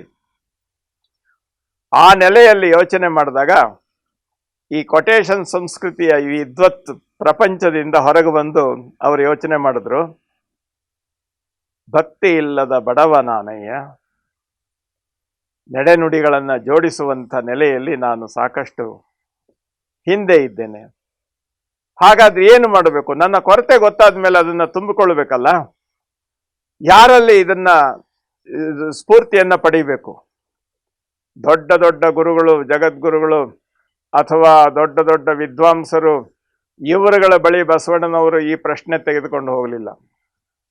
ಅವರು ಹೇಳ್ತಾರೆ, ದಾಸಯ್ಯನ ಮನೆಯಲ್ಲಿ ಬೇಡಿದೆ, ಚೆನ್ನಯ್ಯನ ಮನೆಯಲ್ಲಿ ಬೇಡಿದೆ, ಕಕ್ಕಯ್ಯನ ಮನೆಯಲ್ಲಿ ಬೇಡಿದೆ. 3 ಜನದ ಹೆಸರು ಹೇಳಿದ್ರು. ದಾಸಯ್ಯ, ನೇಕಾರ ದಾಸಯ್ಯ ತನ್ನ ಮನಸ್ಸಿನ ಎಲ್ಲ ಸಂಸ್ಕಾರವನ್ನು ಜೋಡಿಸಿಕೊಂಡು ಜೀವನ ಮಾಡ್ತಾ ಇದ್ದಾನೆ, ಬಟ್ಟೆ ನೇಯುವಿಕೆಯಿಂದ. ಅದರಲ್ಲಿ ಒಂದು ಅದ್ಭುತವಾದಂಥ ಒಂದು ವಸ್ತ್ರ ನಿರ್ಮಾಣ ಮಾಡಬೇಕು ಅಂತ ಅವನಿಗೊಂದು ಕನಸಿತ್ತು. ಅಂಥ ಒಂದು ದೇವಾಂಗ ವಸ್ತ್ರವನ್ನ ತಯಾರು ಮಾಡ್ದ. ದೇವತೆಗಳಿಗೆ ಯೋಗ್ಯವಾಗುವಂಥ ವಸ್ತ್ರ, ಅತ್ಯಂತ ಬೆಲೆ ಬಾಳುವಂಥ ವಸ್ತ್ರವನ್ನ ತಯಾರು ಮಾಡ್ದ ಮಾಮೂಲು ಜೀವನದ ಮಧ್ಯದಲ್ಲಿ. ಅದ್ರ ಯೋಗ್ಯತೆ ಏನು ಅಂತ ಅಂದ್ಬಿಟ್ಟು ಪ್ರಪಂಚಕ್ಕೆ ಗೊತ್ತಾಗಬೇಕಲ್ಲ. ಅದಕ್ಕೆ ಏನು ಮಾಡ್ದ, ಯಾರಾದರೂ ರಾಜರಿಗೆ ತೆಗೆದುಕೊಂಡು ಹೋಗಿ ಇದನ್ನು ತೋರಿಸಿದ್ರೆ ಅವ್ರು ಇದನ್ನ ಹೊಗಳ್ತಾರೆ, ಇದರಿಂದ ಇದಕ್ಕೊಂದು ರೆಕಾಗ್ನೇಷನ್ ಸಿಗುತ್ತೆ ಅಂತ ಹೊರಟ. ದಾರಿಯಲ್ಲಿ ಹೋಗುವಂಥ ದಾರಿಯಲ್ಲಿ ಕತ್ತಲಾಯಿತು. ಒಂದು ಮರದ ಕೆಳಗೆ ವಿಶ್ರಾಂತಿ ತಗೊಳ್ತಾ ಇದ್ದ. ಪಕ್ಕದಲ್ಲಿ ಒಂದು ಧ್ವನಿ ಕೇಳಿಸ್ತು. ಅಲ್ಲಿ ಒಬ್ಬ ಮುದುಕ ಗಡಗಡ ನಡುಗ್ತಾ ಚಳಿಯಲ್ಲಿ ಮಲಗಿದ್ದ. ಅಯ್ಯೋ ಪಾಪ, ಈತ ಚಳಿಯಲ್ಲಿ ನಡುಗ್ತಾ ಇದ್ದಾನೆ ಅನ್ನಿಸ್ತು ಇವನಿಗೆ. ಅವನಿಗೇನಾದ್ರೂ ಒಂದು ಬಟ್ಟೆ ಕೊಡೋಣ ಅಂತ ನೋಡಿದ್ರೆ ಯಾವುದೂ ಇಲ್ಲ. ಇವನು ಜೀವನದಲ್ಲಿ 10 ತಿಂಗಳು ನೇದಂಥ ವಸ್ತ್ರ ಇದೆ, ಅದರ ಪ್ರಸಿದ್ಧಿಗೋಸ್ಕರ ಅಲ್ಲಿ ಹೋಗ್ತಾ ಇದ್ದಾನೆ. ಆದರೆ ಆ ಮನುಷ್ಯನಿಗೆ ಆ ತಕ್ಷಣಕ್ಕೆ ಅನ್ನಿಸ್ತು, ಆ ವಸ್ತ್ರ ತೆಗೆದುಕೊಂಡು ಆತನ ಮೈ ಮೇಲೆ ಒದ್ದಿಸ್ಬಿಟ್ಟ, ಚಳಿ ಹೋಗ್ಲಿ ಅಂತ. ಆ ಪುಣ್ಯಾತ್ಮ ಆ ವಸ್ತ್ರ ಕೈಗೆ ತೆಗೆದುಕೊಂಡ, ಮೈ ಮೇಲೆ ಒದ್ದಿಸಿದ್ದನ್ನ ಇವನ ಕಣ್ಮುಂದೆನೆ ಹರಿದ. ಕಾಲಿಗೆ ಒಂದು ಗಾಯ ಆಗಿತ್ತು, ಅದಕ್ಕೆ ಬಟ್ಟೆ ಕಟ್ಕೊಂಡ. ಇನ್ನೊಂದು ಗಾಯ ಆಗಿತ್ತು, ಇನ್ನೊಂದು ಕಟ್ಕೊಂಡ. ಇವನ ಅಮೂಲ್ಯವಾದಂಥ ಸಾಧನೆಯ ವಸ್ತು ಅವನ ಕಣ್ಣೆದುರಿಗೆ ಚೂರು ಚೂರಾಗಿ ಹೋಯ್ತು. ಬೇರೆಯವರಾಗಿದ್ದು ಏನು ಮಾಡ್ತಾ ಇದ್ರು? ಇಂಥ ಅಮೂಲ್ಯವಾದ ವಸ್ತು ಯಾರು ಹೆಂಗಾದ್ರೂ ಹಾಳಾಗೋಗ್ಲಿ, ನಾನಿರಬೇಕು ಅಂತಿದ್ದವರಲ್ವಾ. ಆದರೆ ದಾಸಿಮಯ್ಯ ಸಂತೋಷದಿಂದ ವಾಪಸ್ ಬಂದ. ನಾನು ನೇದ ವಸ್ತ್ರ ಒಬ್ಬನ ನೋವಿಗೆ, ಅವನ ಗಾಯಕ್ಕೆ ಪಟ್ಟಿಯಾಗಿ ಅವನಿಗೆ ಅನುಕೂಲಕ್ಕೆ ಬಂತಲ್ಲ, ನನ್ನಂಥ ಪುಣ್ಯವಂತ ಯಾರು ಅಂತ ವಾಪಸ್ ಬಂದಂತೆ. ನೋಡಿ, ಇದು ನಡೆನುಡಿಯಲ್ಲಿ ಜೋಡಿಸ್ಬೇಕಾದಂಥ ವಿಚಾರ. ಚೆನ್ನಯ್ಯ ಚೋಳರಾಜನ ಆಸ್ಥಾನದಲ್ಲಿ ಅವನ ಕುದುರೆ ಲಾಯಕ್ಕೆ ಹುಲ್ಲು ತರುವಂತ ಕಾಯಕ ಮಾಡ್ತಾ ಇದ್ದ. ಅವನು ಬೇಸಿಗೆ ಬಿಸಿಲಲ್ಲಿ ದೂರದ ಕಾಡಿನಲ್ಲಿ ಹೋಗಿ ಹುಲ್ಲು ಕೊಯ್ಕೊಂಡು ಬರೋರೊಳಗೆ ಮಧ್ಯಾಹ್ನ 1 ಗಂಟೆ ಆಗಿತ್ತು. ಕಾಯಕ ತಂದು ಮುಗಿಸಿ ಮನೆಗೆ ಬರ್ತಾನೆ. ಹೊಟ್ಟೆ ಹಸಿತಿತ್ತು, ಬಾಯಿ ಒಣಗಿತ್ತು. ಆತನ ಪತ್ನಿ ಆತನಿಗೋಸ್ಕರ ಅಂಬಲಿ ಮಾಡಿಟ್ಟಿದ್ಲು. ಆ ಅಂಬಲಿ ತೆಗೆದು ಬಾಯಿನಲ್ಲಿ ಕುಡಿದ. ಬಹಳ ಅದ್ಭುತ ರುಚಿ ಅನ್ನಿಸ್ತು. ತಕ್ಷಣ ಅವನು ಹೇಳದ್ನಂತೆ, ಅಯ್ಯೋ ಇಷ್ಟು ರುಚಿಯಾದ ಅಂಬಲಿ ನನ್ನ ಜೀವನದಲ್ಲೇ ನೋಡಿಲ್ಲ, ಇದು ಶಿವನಿಗೆ ನೈವೇದ್ಯ ಆಗಬೇಕು ಅಂತ ಹೇಳಿ ಶಿವನ ಮುಂದೆ ಇಟ್ಟನಂತೆ. ಇದನ್ನ ಮಾದಾರ ಚೆನ್ನಯ್ಯನ ರಗಳೆ ಅಂತ ಹೇಳಿ ಹರಿಹರ ಮಹಾಕವಿ ಬರೆದಿದ್ದಾನೆ. ಅಪ್ಪ ಬಸವಣ್ಣನವರು ಇದ್ರ ಬಗ್ಗೆ ಹೇಳ್ತಾರೆ. ನೆಡೆ ಚೆನ್ನ, ನುಡಿ ಚೆನ್ನ, ಪ್ರಮಥರೊಳಗೆ ಚೆನ್ನ, ಪುರಾತರೊಳಗೆ ಚೆನ್ನ, ನಮ್ಮ ಮಾದಾರ ಚೆನ್ನ. ಏನು ಮಾಡ್ದ ಅವನು? ಸವಿ ನೋಡಿ ಅಂಬಲಿಯ ರುಚಿಯಾಯಿತೆಂದು ಕೂಡಲ ಸಂಗಮ ದೇವಂಗೆ ಬೇಕೆಂದು ಕೈ ತೆಗೆದ ನಮ್ಮ ಚೆನ್ನ. ತನ್ನ ಹಸಿವು ಬಾಯಾರಿಕೆಗಿಂತ ರುಚಿ ಪರಮಾತ್ಮನ. ಈ ರೀತಿ ತಾನು ತನ್ನದು ಅನ್ನೋದಿಲ್ಲದೆ ಸಮರ್ಪಣಾ ಮನೋಭಾವ ಇಂಥವರಿಂದ ಅದರಿಂದ ಕಲಿತೆ ನಾನು ಅಂತಾರೆ ಬಸವಣ್ಣವರು. ಸಕಲ ಪುರಾತನರು ನೆರೆದು ಭಕ್ತಿ ಭಿಕ್ಷವನಿಡಲಾಗಿ ಎನ್ನ ಪಾತ್ರೆ ತುಂಬಿತ್ತು ಕೂಡಲ ಸಂಗಮ ದೇವ. ಈ ರೀತಿ ಎಲ್ಲ ಕಾಯಕದ ಶರಣರ ಒಂದೊಂದು ಹನಿಯನ್ನ ಸಂಗ್ರಹ ಮಾಡಿಟ್ಟಿದ್ದೆ, ಅದು ನನ್ನ ಪಾತ್ರೆ. ಆ ಅನುಭವ ಮಂಟಪ ಅಂತ ಕರೆದ್ರು. ಎಲ್ಲ ಶರಣರು ಅದಕ್ಕಾಗಿ ಬಂದು ಸೇರಿದ್ರು. ಎಲ್ಲರೂ ತೀರ್ಮಾನ ಮಾಡಿ ಬಸವಣ್ಣನವ್ರನ್ನ ಇದರ ಅಧಿನಾಯಕ ಅಂದಾಗ ಬಸವಣ್ಣನವರು ಅಂದ್ರು, ಇದು ನನ್ನನ್ನ ಲೆಕ್ಕಕ್ಕೆ ತರಬೇಡಿ, ಇದು ಎಲ್ಲ ಶರಣರ ಜೀವನದ ಹನಿ ಹನಿಯನ್ನ ನಾನು ಸಂಗ್ರಹ ಮಾಡಿದ್ದು, ನನ್ನ ಸ್ವಂತ ಅಲ್ಲ. ಆಗ ಅನುಭವ ಮಂಟಪದ ಮುಖ್ಯ ಸ್ಥಾನದಲ್ಲಿ ಕುಳಿತು ಬಸವಣ್ಣನವರ ಮಾರ್ಗದರ್ಶನದಂತೆ ಮಾರ್ಗದರ್ಶನ ಮಾಡ್ತಾ ಇದ್ದಂಥ ಪ್ರಭುದೇವರು ಅವರು ಹೇಳಿದ್ರು, ಜೇನು ಹುಳು ಪ್ರತಿಯೊಂದು ಹೂವಿನಿಂದ ಮಕರಂದವನ್ನು ಸಂಗ್ರಹ ಮಾಡ್ತದೆ, ಆದರೆ ಆ ಸಂಗ್ರಹ ಮಾಡಿದಂಥ ಮಕರಂದ ಎಲ್ಲ ಸೇರಿ ಜೇನುತುಪ್ಪ ಆಗ್ತದೆ. ಅದನ್ನು ಹೂವಿನ ರಸ ಅಂತ ಯಾರು ಹೇಳೋದಿಲ್ಲ, ಜೇನುತುಪ್ಪ ಅಂತ ಹೇಳ್ತಾರೆ. ಅದೇ ರೀತಿಯಲ್ಲಿ ಈ ಶರಣರ ನಡೆನುಡಿ ಸಿದ್ಧಾಂತದ ಮಕರಂದವನ್ನು ಸಂಗ್ರಹ ಮಾಡಿಕೊಟ್ಟವರು ಬಸವಣ್ಣ. ಅದಕ್ಕೋಸ್ಕರ ಅದರ ಒಟ್ಟು ತುಂಬಿದಂಥ ಮಹಾಪಾತ್ರೆ ಅನುಭವ ಮಂಟಪ. ಅದಕ್ಕೋಸ್ಕರ ಅವರು ಹೇಳಿದ್ರು, ಮಹಾಮಹಿಮ ಸಂಗನ ಬಸವಣ್ಣ ಎನಗೆಯೂ ಗುರು ನಿನಗೆಯೂ ಗುರು ಜಗವೆಲ್ಲಕ್ಕೂ ಗುರು ಕಾಣ ಗುಹೇಶ್ವರ. ಅನುಭವ ಮಂಟಪ ಅಂತ ಅನ್ನುವಂಥ ಒಂದು ನೆಲೆಗೆ ಪ್ರಭುದೇವರನ್ನ ಅದನ್ನ ಮುನ್ನಡೆಸುವಂಥ ಜವಾಬ್ದಾರಿಯನ್ನ ಕೊಟ್ಟವರು ಅನುಭವ ಮಂಟಪದ ಸೃಷ್ಟಿಕರ್ತರಾದಂಥ ಬಸವಣ್ಣನವರು. ಆದರೆ ನಮ್ಮ ಬಹಳ ಜನ ವಿದ್ವಾಂಸರು ಏನು ಅಂದ್ಕೊಳ್ತಾರೆ ಅಂತಂದ್ರೆ, ಅನುಭವ ಮಂಟಪವನ್ನ ಸ್ಥಾಪಿಸಿದ ಪ್ರಭುದೇವರು ಅಂತ ಅನ್ನುವಂಥ ರೀತಿಯಲ್ಲಿ ಕೆಲವರು ಉದ್ಗಾರ ತೆಗಿತಾರೆ. ಅದು ವಾಸ್ತವತೆ ಅಲ್ಲ. ಪ್ರಭುದೇವರು ಬಸವಣ್ಣನವರು ನಿರೂಪಿಸಿದ ಅನುಭವ ಮಂಟಪದಲ್ಲಿ ಬಸವಣ್ಣನವರ ಸಂಕಲ್ಪದಂತೆ ಕಾರ್ಯನಿರತರಾದವರು. ಈ ಮಾತನ್ನ ನಾವು ಸ್ಪಷ್ಟವಾಗಿ ಇಟ್ಕೊಳ್ಬೇಕು. ಇಲ್ಲ ನಾವು ಕಾಪಿರೈಟ್ ನಂದು ಅನುಭವ ಮಂಟಪ ಅಂತ ಹೇಳಿ ಬಸವಣ್ಣವರು ಎಲ್ಲೂ ತಮ್ಮ ನೆಲೆಯನ್ನು ಬಿಚ್ಚಿಕೊಳ್ಳಿಲ್ವಲ್ಲ. ಅವರು ಮಾಡುವ ಮಾಟದಲ್ಲಿ ತಾನಿಲ್ಲದಿರಬೇಕು ಅನ್ನೋದಕ್ಕೆ ಇದಕ್ಕಿಂತ ಒಂದು ಉದಾಹರಣೆ ಬೇಕಾ? ಇಷ್ಟೆಲ್ಲ ಸಾಧನೆ ಮತ್ತು ಸಂಪನ್ನತೆಯನ್ನು ಜಗತ್ತಿಗೆ ಕೊಟ್ಟು ಈ ಜಗತ್ತಿನ ಜನ ಸಹಜವಾದ ರೀತಿಯಲ್ಲಿ ತಮ್ಮ ಬದುಕನ್ನು ಸುಧಾರಿಸಿಕೊಳ್ಳುವಂಥ ವ್ಯವಸ್ಥೆಯನ್ನು ಮಾಡಿದ ಒಂದು ಅದ್ಭುತ ವ್ಯಕ್ತಿತ್ವ ಇದೆಯಲ್ಲ, ಇದು ಬಸವಣ್ಣನವರು. ಇದು ಸಾಂಸ್ಕೃತಿಕ ನಾಯಕ ಅಂತ ಹೇಳಿದ್ರೆ ಆ ಶಬ್ದಗಳು ಸಹ ಬಸವಣ್ಣನವರ ಮುಂದೆ ತಲೆ ಬಗ್ಗಿಸ್ಬೇಕಾಗ್ತದೆ. ಇದನ್ನು ನಾವು ವಿಶೇಷವಾದ ರೀತಿಯಿಂದ ನಾವು ಗಮನಿಸಬೇಕು. ಬಸವಣ್ಣನವರ ಆ ಒಂದು ನೆಲೆ ಮತ್ತು ವ್ಯವಸ್ಥೆಯನ್ನ ಅತ್ಯಂತ ಸೂಕ್ಷ್ಮವಾಗಿ. ಹಾಗಾದರೆ ಕಲ್ಯಾಣದ ಶರಣರು ಇದ್ರಲ್ಲ,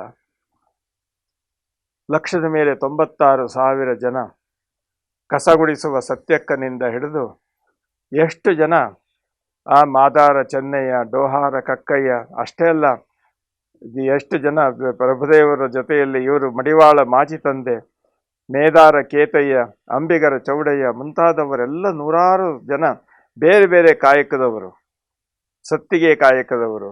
ಅಷ್ಟೇ ಅಲ್ಲ, ತಮ್ಮ ಕಾಶ್ಮೀರದಂತಹ ತಮ್ಮ 1.25 ಲಕ್ಷ ರಾಜ್ಯವನ್ನ ಬಿಟ್ಟು ಬಸವಣ್ಣನವರ ಈ ನಡೆನುಡಿ ಸಿದ್ಧಾಂತಕ್ಕೆ ಆಕರ್ಷಿತರಾಗಿ ಬಂದು ಕಟ್ಟಿಗೆ ಒಡೆದು ಜೀವನ ಮಾಡ್ತಕ್ಕಂಥ ಜವಾಬ್ದಾರಿಯನ್ನು ಕಾಯಕವನ್ನು ಸ್ವೀಕಾರ ಮಾಡಿದಂಥ ಮೂಳಿಗೆ ಮಾರಯ್ಯನವರು. ಇವ್ರನ್ನೆಲ್ಲ ನಾವು ಗಮನಿಸಿದ್ರೆ ಏನನ್ಸುತ್ತೆ? ಹಾಗಾದ್ರೆ ಈ ಶರಣರೆಲ್ಲ ಹೇಗಿದ್ರು? ಇವತ್ತು ನಮ್ಮ ಸಮಾಜದಲ್ಲಿ ನಾವು ನೋಡ್ತೇವೆ, ಒಂದು ಮೇಲು ಒಂದು ಕೀಳು, ಒಂದು ಮೇಲು ಇನ್ನೊಂದು ಕೀಳು. ನಾನು ಬಹಳ ದೊಡ್ಡವ, ನಾನು ಹಣವಂತ, ನಾನು ಬಹಳ ದೊಡ್ಡ ವಿದ್ಯಾವಂತ, ನಾನು ಬಹಳ ದೊಡ್ಡ ನೌಕರಿಯಲ್ಲಿದ್ದೇನೆ. ಎಲ್ಲರೂ ತಮ್ಮನ್ನ ಅಷ್ಟೇ ಬೆಳೆಸ್ಕೊಳ್ಳುವಂಥ ವಿಧಾನ ಮಾಡುವಂಥ ಪ್ರಸಂಗದಲ್ಲಿರುವಾಗ 12ನೇ ಶತಮಾನದ ಬಸವಣ್ಣನವರು ಕಟ್ಟಿದ ಈ ಸಮಾಜದಲ್ಲಿ ಅವರೆಲ್ಲ ಹೇಗಿದ್ರು? ಪ್ರಭುದೇವರು ಒಂದು ಕಡೆ ಹೇಳ್ತಾರೆ ಇದ್ರ ಬಗ್ಗೆ ತಮ್ಮ ವಚನದಲ್ಲಿ, ಹರಿವ ನದಿಗೆ ಮೈಯೆಲ್ಲ ಕಾಲು, ಬೀಸುವ ಗಾಳಿಗೆ ಮೈಯೆಲ್ಲ ಕೈ, ಉರಿವ ಅಗ್ನಿಗೆ ಮೈಯೆಲ್ಲ ನಾಲಿಗೆ. ನೋಡಿ 3 ಉದಾಹರಣೆ ಹೇಗೆ ಕೊಡ್ತಾರೆ ಅಂತ. ಈಗ ಯಾವ ಥರದಲ್ಲಿ ನೀವು ಯೋಚನೆ ಮಾಡಿ, ಹರಿವ ನದಿ ಇದೆ, ಆ ನದಿ ಅದು ಹೋಗ್ಲಿಕ್ಕೆ ಕಾಲು ಯಾವುದು? ಅದಕ್ಕೆ ನಾವು ನಡಿಬೇಕಾದ್ರೆ ನಾವೆಲ್ಲ ಕಾಲಿನಲ್ಲಿ ನಡೀತೇವೆ. ಆದ್ರೆ ನದಿಗೆ ಯಾವ ಕಾಲಿದೆ? ಮೈಯೆಲ್ಲ ಕಾಲು. ಯಾವುದು ಮೇಲೆ ಹರಿಯುತ್ತೋ ನೀರು ಅದೇ ಕೆಳಗಿರುತ್ತೆ, ಕೆಳಗಿರೋ ನೀರು ಮೇಲೆ ಬರುತ್ತೆ, ನಿರಂತರವಾಗಿ ಹರಿತಾ ಇರುತ್ತೆ, ಅದು ಮೈಯೆಲ್ಲ ಕಾಲು. ಬೀಸುವ ಗಾಳಿಗೆ ಮೈಯೆಲ್ಲ ಕೈ. ಪ್ರತಿಯೊಂದು ಬೀಸುವ ಗಾಳಿ ಇದೆಯಲ್ಲ ಅದು ಎಲ್ಲರನ್ನೂ ಮುಟ್ಟುತ್ತೆ. ಈ ಭಾಗ ಮಾತ್ರ ಮುಟ್ಟುವುದಕ್ಕೆ ನಾವು ಕೈಯಲ್ಲಿ ಮಾತ್ರ ಮುಟ್ತೇವೆ, ಬೇರೆ ಶರೀರದ ಇತರೆ ಭಾಗದಲ್ಲಿ ಮುಟ್ಲಿಕ್ಕೆ ಹೋಗಲ್ಲ. ಆದರೆ ಗಾಳಿಗೆ ಆ ರೀತಿಯಾದಂಥ ರಿಸ್ಟ್ರಿಕ್ಷನ್ ಇಲ್ಲ. ಬೀಸುವ ಗಾಳಿಗೆ ಮೈಯೆಲ್ಲ ಕೈ, ಉರಿವ ಅಗ್ನಿಗೆ ಮೈಯೆಲ್ಲ ನಾಲಿಗೆ. ಬೆಂಕಿಯ ರಾಶಿಯಲ್ಲಿ ಯಾವುದೇ ತುದಿಯಲ್ಲಿ ಹಾಕಿದ್ರೂ ಸಹ ಅದು ಅದನ್ನು ಕರಗಿಸ್ಕೊಳ್ತದೆ. ಅದೇ ರೀತಿಯಲ್ಲಿ ಆ 3 ಉದಾಹರಣೆ ಕೊಟ್ಟವ್ರು ಹೇಳ್ತಾರೆ, ಗುಹೇಶ್ವರ ನಿಮ್ಮ ಶರಣರು ಸರ್ವಾಂಗಲಿಂಗಿಗಳು. ಅಲ್ಲಿ ಮೇಲು ಕೀಳು ಅನ್ನೋ ಭಾವನೆ ಇಲ್ಲ. ಎಲ್ಲರೂ ಸಹಜವಾದ ಸಮಾನತೆಯ ನೆಲೆಯಲ್ಲಿ ಎಲ್ಲರೂ ಪರಿಪೂರ್ಣವಾದಂಥ ಆದರ್ಶವನ್ನ ಇಟ್ಟುಕೊಂಡು ಎಲ್ಲರೂ ಎಲ್ಲರೊಡನೆ ಒಂದಾಗಿ ಎಲ್ಲರಿಗೆ ಬೇಕಾಗಿ ಎಲ್ಲರ ಬೆಳಕಾಗಿ ತಾವು ಬೆಳಕಿನ ಪುಂಜವಾಗಿ ನಿಂತವರು ಅಂತ ಅನ್ನುವಂಥ ನೆಲೆಯನ್ನ 12ನೇ ಶತಮಾನದಲ್ಲಿ ಸಾಧನೆ ಮಾಡಿದ್ದನ್ನು ನಾವು ನೋಡ್ತೇವೆ. ಇಷ್ಟೆಲ್ಲ ಸಾಧನೆ ಮಾಡಲಿಕ್ಕೆ ಅಪ್ಪ ಬಸವಣ್ಣನವರು ಸಾರ್ವಜನಿಕ ಜೀವನದಲ್ಲಿ ಮಂತ್ರಿಯಾಗಿ ಕಾಣಿಸಿಕೊಂಡದ್ದು 36 ವರ್ಷ. ಕಲ್ಯಾಣ ಭಕ್ತಿಗೆ ಬೀಡಾದದ್ದು 36 ವರ್ಷ, ಒಂದು ವಚನದಲ್ಲಿ ಬರ್ತದೆ. ಅನುಭವಕ್ಕೆ ಸದನವಾದದ್ದು 27 ವರ್ಷ. ಇದೆಲ್ಲ ಸೇರಿ ಪರಸ್ಪರ ವಿಚಾರ ವಿನಿಮಯ ಮಾಡಿಕೊಂಡು ಎಲ್ಲರೂ ಎಲ್ಲರಿಗೆ ಬೇಕಾಗಿ ಎಲ್ಲರ ಜೊತೆಯಲ್ಲಿ ಬೆಳೆಯಲಿಕ್ಕೆ ಸಕ್ರಿಯವಾಗಿ ಎಲ್ಲರೂ ಇದರಲ್ಲಿ ಪಾಲ್ಗೊಂಡು ನಡೆದದ್ದು 27 ವರ್ಷ. ಎಷ್ಟು ಪರಿಣಾಮ! ಅಫ್ಘಾನಿಸ್ತಾನದಿಂದ, ಕಾಶ್ಮೀರದಿಂದ, ಕನ್ಯಾಕುಮಾರಿ ಕಡೆಯಿಂದ ಎಲ್ಲ ಭಾಗಗಳಿಂದಲೂ ಸಹ ಸಮಾನ ಚಿಂತಕರು, ಸಮಾನ ಮನಸ್ಕರು ಒಟ್ಟು ಸೇರಿ ಯಾವುದೇ ಒಂದು ಭೇದವಿಲ್ಲದೆ ಎಲ್ಲರೂ ಪರಸ್ಪರ ಒಂದಾಗಿ ಬದುಕುವಂಥ ಒಂದು ವಾತಾವರಣ ಸೃಷ್ಟಿಯಾಯ್ತಲ್ಲ. ಅದರಲ್ಲಿ ಸ್ತ್ರೀ ಪುರುಷ ಭೇದ ಇಲ್ಲ, ದೊಡ್ಡವರು ಚಿಕ್ಕವರು, ಆ ಜಾತಿ ಈ ಜಾತಿ ಅಂತ ಅನ್ನುವಂಥ ಒಂದು ವ್ಯವಸ್ಥೆ ಇಲ್ಲ. ಅಂಥ ಪ್ರಸಂಗ ಸಹಜವಾಗಿ ಎಲ್ಲೋ ಒಂದು ಕಡೆ ನಾವು ಯಾತಕ್ಕೆ ಗುರುತಿಸ್ತೇವೆ ಗೊತ್ತಾ? ನಮಗೆ ನಾವೆಲ್ಲ ಹೊರಗೆ ನಿಂತು ನೋಡ್ತಕ್ಕಂಥ ಅದರ ಬಗ್ಗೆ ಮಾತನಾಡ್ತಕ್ಕಂಥ ವಿದ್ವಾಂಸರುಗಳು ಮತ್ತು ಬುದ್ಧಿಜೀವಿಗಳು ನಾವು ದೊಡ್ಡವರು, ನಾವು ಗುರುಗಳು. ನಾವೇನು ಹೇಳ್ತೇವೆ? ಬಸವಣ್ಣನವರ ಈ ಕಾರ್ಯಕ್ರಮದಲ್ಲಿ ಎಲ್ಲರೂ ಇದ್ದರು ಅಂದರೆ ಎಲ್ಲರಿಗೂ ಗೊತ್ತಾಗೋದು ಹೇಗೆ? ಅದಕ್ಕೆ ಹೇಳಿದ್ರು, ಮಾಚಿದೇವರನ್ನ ಈತ ಮಡಿವಾಳ ಕಾಯಕದವನು, ಮಡಿವಾಳ ಮಾಚಯ್ಯ ಅಂದರು, ಇವನು ಡೋಹಾರ ಕಕ್ಕಯ್ಯ ಅಂದರು, ಇವನು ಅಂಬಿಗರ ಚೌಡಯ್ಯ ಅಂತ ಅಂದರು.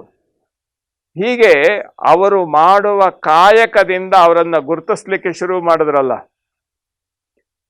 ಕಾಯಕ ಅದು ಮಾಡುವಂಥ ಕರ್ತವ್ಯ ಸರಿಯಪ್ಪ, ಆದರೆ ಅದನ್ನು ಅವರ ಹೆಸರಿನಿಂದ ಯಾಕೆ ಸೇರಿಸ್ತೀರಿ ಅಂತ ಬಸವಣ್ಣವರು ಸ್ವಲ್ಪ ಅದ್ರ ಬಗ್ಗೆ ಪ್ರಶ್ನೆ ಇತ್ತು ಅಂತ ಕಾಣುತ್ತೆ.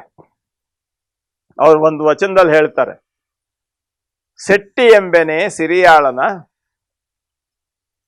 ಡೋಹಾರನೆಂಬೆನೆ ಕಕ್ಕಯ್ಯನ, ಮಡಿವಾಳನೆಂಬೆನೆ ಮಾಚಯ್ಯನ, ಮಾದಾರನೆಂಬೆನೆ ಚೆನ್ನಯ್ಯನ, ನಾನು ಹಾರುವನೆಂದರೆ ಕೂಡಲ ಸಂಗಮ ದೇವ ನಗುವನಯ್ಯ. ನೋಡಿ ಹೇಗಿದೆ ಕಾಯಕ. ಅದು ಮುಂದೆ ಏನಾಯ್ತು ಅಂತಂದ್ರೆ, ಬಸವಣ್ಣನವರು ಎಷ್ಟು ಸೂಕ್ಷ್ಮವಾಗಿ ಈ ವಚನದಲ್ಲಿ ಹೇಳಿದ್ದಾರೆ. ಕಾಯಕ ಅದು ತಂದೆ ಮಾಡ್ತಾ ಇದ್ದ, ಮಗ ಮಾಡ್ದ, ಮೊಮ್ಮಗ ಮಾಡ್ದ, ಹೀಗಾಗ್ಬಿಟ್ಟು ಅದೇ ಒಂದು ಜಾತಿಯ ಹೆಸರಾಗಿ ಸೇರಿದ್ದನ್ನು ನಾವು ನೋಡ್ತೇವೆ. ಮಡಿವಾಳ ಅಂತಂದ್ರೆ ಬಟ್ಟೆ ಒಗೆಯೋ ಕಾಯಕ ಮಾಡಿದವನು, ಇವತ್ತು ನಾವು ಕಾಯಕದ ಹೆಸರಿನಲ್ಲಿ ಜನಗಳನ್ನು ಗುರುತಿಸ್ತೇವಲ್ಲ, ಅವರು ಆ ಕಾಯಕ ಮಾಡ್ತಾ ಇದ್ದಾರ? ಇವತ್ತು ಇವರು ಮಡಿವಾಳರವರು ಅಂತ ಹೇಳಿದ್ರೆ ಅವ್ರದ್ದು ಯಾವುದು ಬಟ್ಟೆ ಒಗೆಯೋ ಕಾಯಕ, ಒಂದು ಲಾಂಡ್ರಿ ಏನು ಇಟ್ಟಿಲ್ಲ. ಇವರು ಕುರುಬರು, ಆದ್ರೆ ಅವ್ರ ಮನೆಯಲ್ಲಿ ಒಂದು ಕುರಿ ಇಲ್ಲ. ಇವರು ಕುಂಬಾರರು, ಅವರಿಗೆ ಮಡಿಕೆ ಮಣ್ಣು ಕಲ್ಸಕ್ಕೆ ಬರಲ್ಲ. ಯಾವತ್ತೋ ಮಾಡಿದಂತ ಕಾಯಕವನ್ನ ಇಟ್ಟುಕೊಂಡು, ಅವತ್ತೇನಿತ್ತು, ತಂದೆ ಬೇರೆ ಕಲಿಬೇಕಾದ್ದೇನಿರಲಿಲ್ಲ, ತಂದೆ ಮಗನಿಗೆ ಹೇಳ್ಕೊಡ್ತಾ ಇದ್ದ, ಮಗ ತಂದೆಯಿಂದ ಕಲಿತಾ ಇದ್ದ, ತಾತನಿಂದ ಕಲಿತಾ ಇದ್ದ, ಅದೇ ಕಸುಬನ್ನು ಮುಂದುವರ್ಸ್ಕೊಂಡು ಹೋಗ್ತಾ ಇದ್ರು. ಈಗ ಪರಿವರ್ತನೆ ಆಗಿದೆ.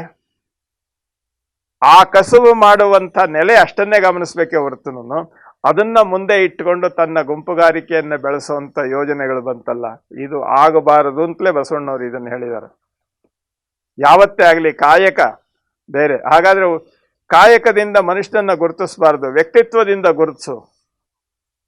ಶಿವಶರಣ ಹರಳಯ್ಯ, ಶಿವಶರಣ ಮಧುವಯ್ಯ, ಈ ರೀತಿ ಗುರುತಿಸ್ಬೇಕಾದಂತ ಸನ್ನಿವೇಶದಲ್ಲಿ ಹೊರಗಿನ ಜನ ಜಾತಿಯಿಂದ ಗುರುತಿಸುವುದರ ಮುಖಾಂತರವಾಗಿ ಅವರಿಬ್ಬರ ಸಂಬಂಧವನ್ನ ವರ್ಣಾಂತರದ ನೆಲೆಯಲ್ಲಿ ಗುರುತಿಸಿ ಇಲ್ಲದ ಗದ್ದಲ ಮತ್ತು ಗೌಜನ್ನ ಸೃಷ್ಟಿ ಮಾಡಿದ್ರು. ಯಾರು? ನಡೆನುಡಿಗಳ ಬಗ್ಗೆ ಸಹಜವಾದ ಸಾಮರಸ್ಯವನ್ನ ಗುರುತಿಸದೇ ಇದ್ದಂಥ ವಿದ್ವಾಂಸರು, ಪಂಡಿತರು, ಜ್ಞಾನಿಗಳು ಮಾಡಿದಂಥ ಕೆಲಸ ಇದು. ಎಷ್ಟು ಸೂಕ್ಷ್ಮವಾಗಿದೆ ನೋಡಿ. ಸರಳವಾದ ಮಾರ್ಗ ಆಚರಣೆಯಲ್ಲಿ, ಆದರೆ ಅದು ಸರಿಯಾದ ರೀತಿಯಿಂದ ನಾವು ಆಚರಿಸಿದ್ರೆ ಮನುಕುಲದಲ್ಲಿ ಯಾವ ಭೇದವೂ ಇರೋದಿಲ್ಲ, ಎಲ್ಲವೂ ಸಮಾನರೇ.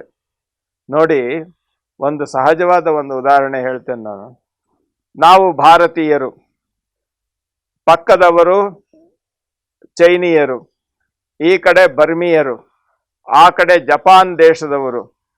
ಆ ದೇಶದ ಜನಗಳನ್ನ ಆಯಾ ಊರುಗಳ ಹೆಸರಿನಿಂದ ನಾವು ಕರೀತೇವೆ. ಇಂಡಿಯನ್ಸ್, ಅಮೆರಿಕನ್ಸ್, ಬ್ರಿಟಿಷರ್ಸ್, ಇವೆಲ್ಲ ನಾವು ಕರೀತೇವೆ. ಇದು ನಾವಿಟ್ಟಂತ ಹೆಸರುಗಳೇ ಹೊರತು ಬೇರೆ ಇನ್ನೇನಾದ್ರೂ ಬಂತೇನೆ ಇದರಲ್ಲಿ? ವಾಸ್ತವವಾಗಿ ನೋಡಿ, ಒಬ್ಬ ಮನುಷ್ಯ ತನ್ನ ರಾಜ್ಯ, ತನ್ನ ವ್ಯವಸ್ಥೆ, ನಾನು ಜಪಾನಿ, ನಾನು ಚೈನಿ, ನಾನು ಇಂಡಿಯನ್, ನಾನು ಲಂಕನ್ ಅಂತ ಗುರುತಿಸ್ತೇವಲ್ಲ, ಇದರ ವ್ಯಾಪ್ತಿ ಎಷ್ಟು? ಎಲ್ಲಾದ್ರೂ ಒಂದು ಕಡೆ ನಾವು ಹೊರಗಡೆ ಹೋದ್ರೆ ನಮಗೇನಾದ್ರೂ ಸ್ವಲ್ಪ ಅನಾರೋಗ್ಯದ ನೆಲೆಯಲ್ಲಿ ನಮಗೆ ಬ್ಲಡ್ ಬೇಕು ಅಂತ ಹೇಳಿದ್ರೆ, ನಾನು ಇಂಡಿಯಾದವನಾದ್ರಿಂದ ನನಗೆ ಇಂಡಿಯನ್ ಬ್ಲಡ್ ಬೇಕು ಅಂತ ಕೇಳಕ್ಕಾಗತ್ತಾ? ಮನುಷ್ಯರ ರಕ್ತ, ಇಡೀ ಮಾನವ ಕುಲ ಒಂದೇ. ನೋಡಿ, ಇದನ್ನ ಬರೀ ಭಾಷಣದಲ್ಲಿ ಹೇಳಿದ್ರು, ತಮ್ಮ ಬೋಧನೆಯಲ್ಲಿ ಹೇಳಿದ್ರು, ಮಾನವ ಕುಲಂ ತಾನೊಂದೇ ವಲಂ, ಮಾನವ ಕುಲ ಒಂದು ಅಂತ ಹೇಳ್ಬಿಟ್ಟು ಆ ಕವಿ ಹೇಳ್ದ. ಬರೀ ಉಪದೇಶ ಆಯಿತು, ಆಚರಣೆಗೆ ತರಲಿಲ್ಲ. ಆದರೆ ಬಸವಣ್ಣನವರು ಆಚರಣೆಗೆ ತಂದರು.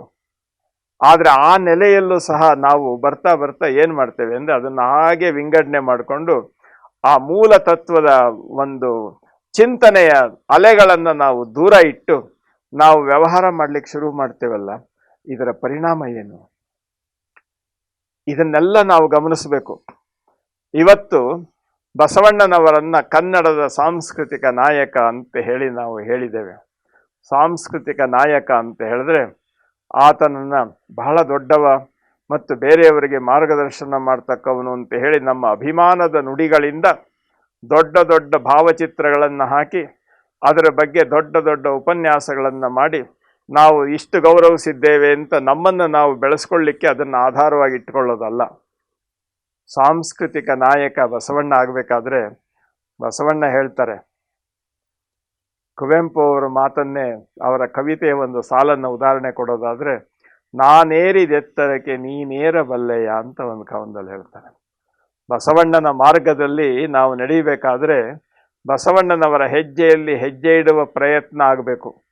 ನಾವು ಬಸವ ಅನುಯಾಯಿಗಳಾಗಬೇಕು. ಕಲ್ಯಾಣದ ಶರಣ ಸಂಕುಲದಂತೆ ನಾವು ಬಸವಾಭಿಮಾನಿಗಳು, ಬಸವ ಭಕ್ತರು ಅಂತ ಅನ್ನುವಂಥ ರೀತಿಯಿಂದ ಉದ್ದುದ್ದ ಉಪನ್ಯಾಸ ಮಾಡುವವರಾಗಬಾರದು.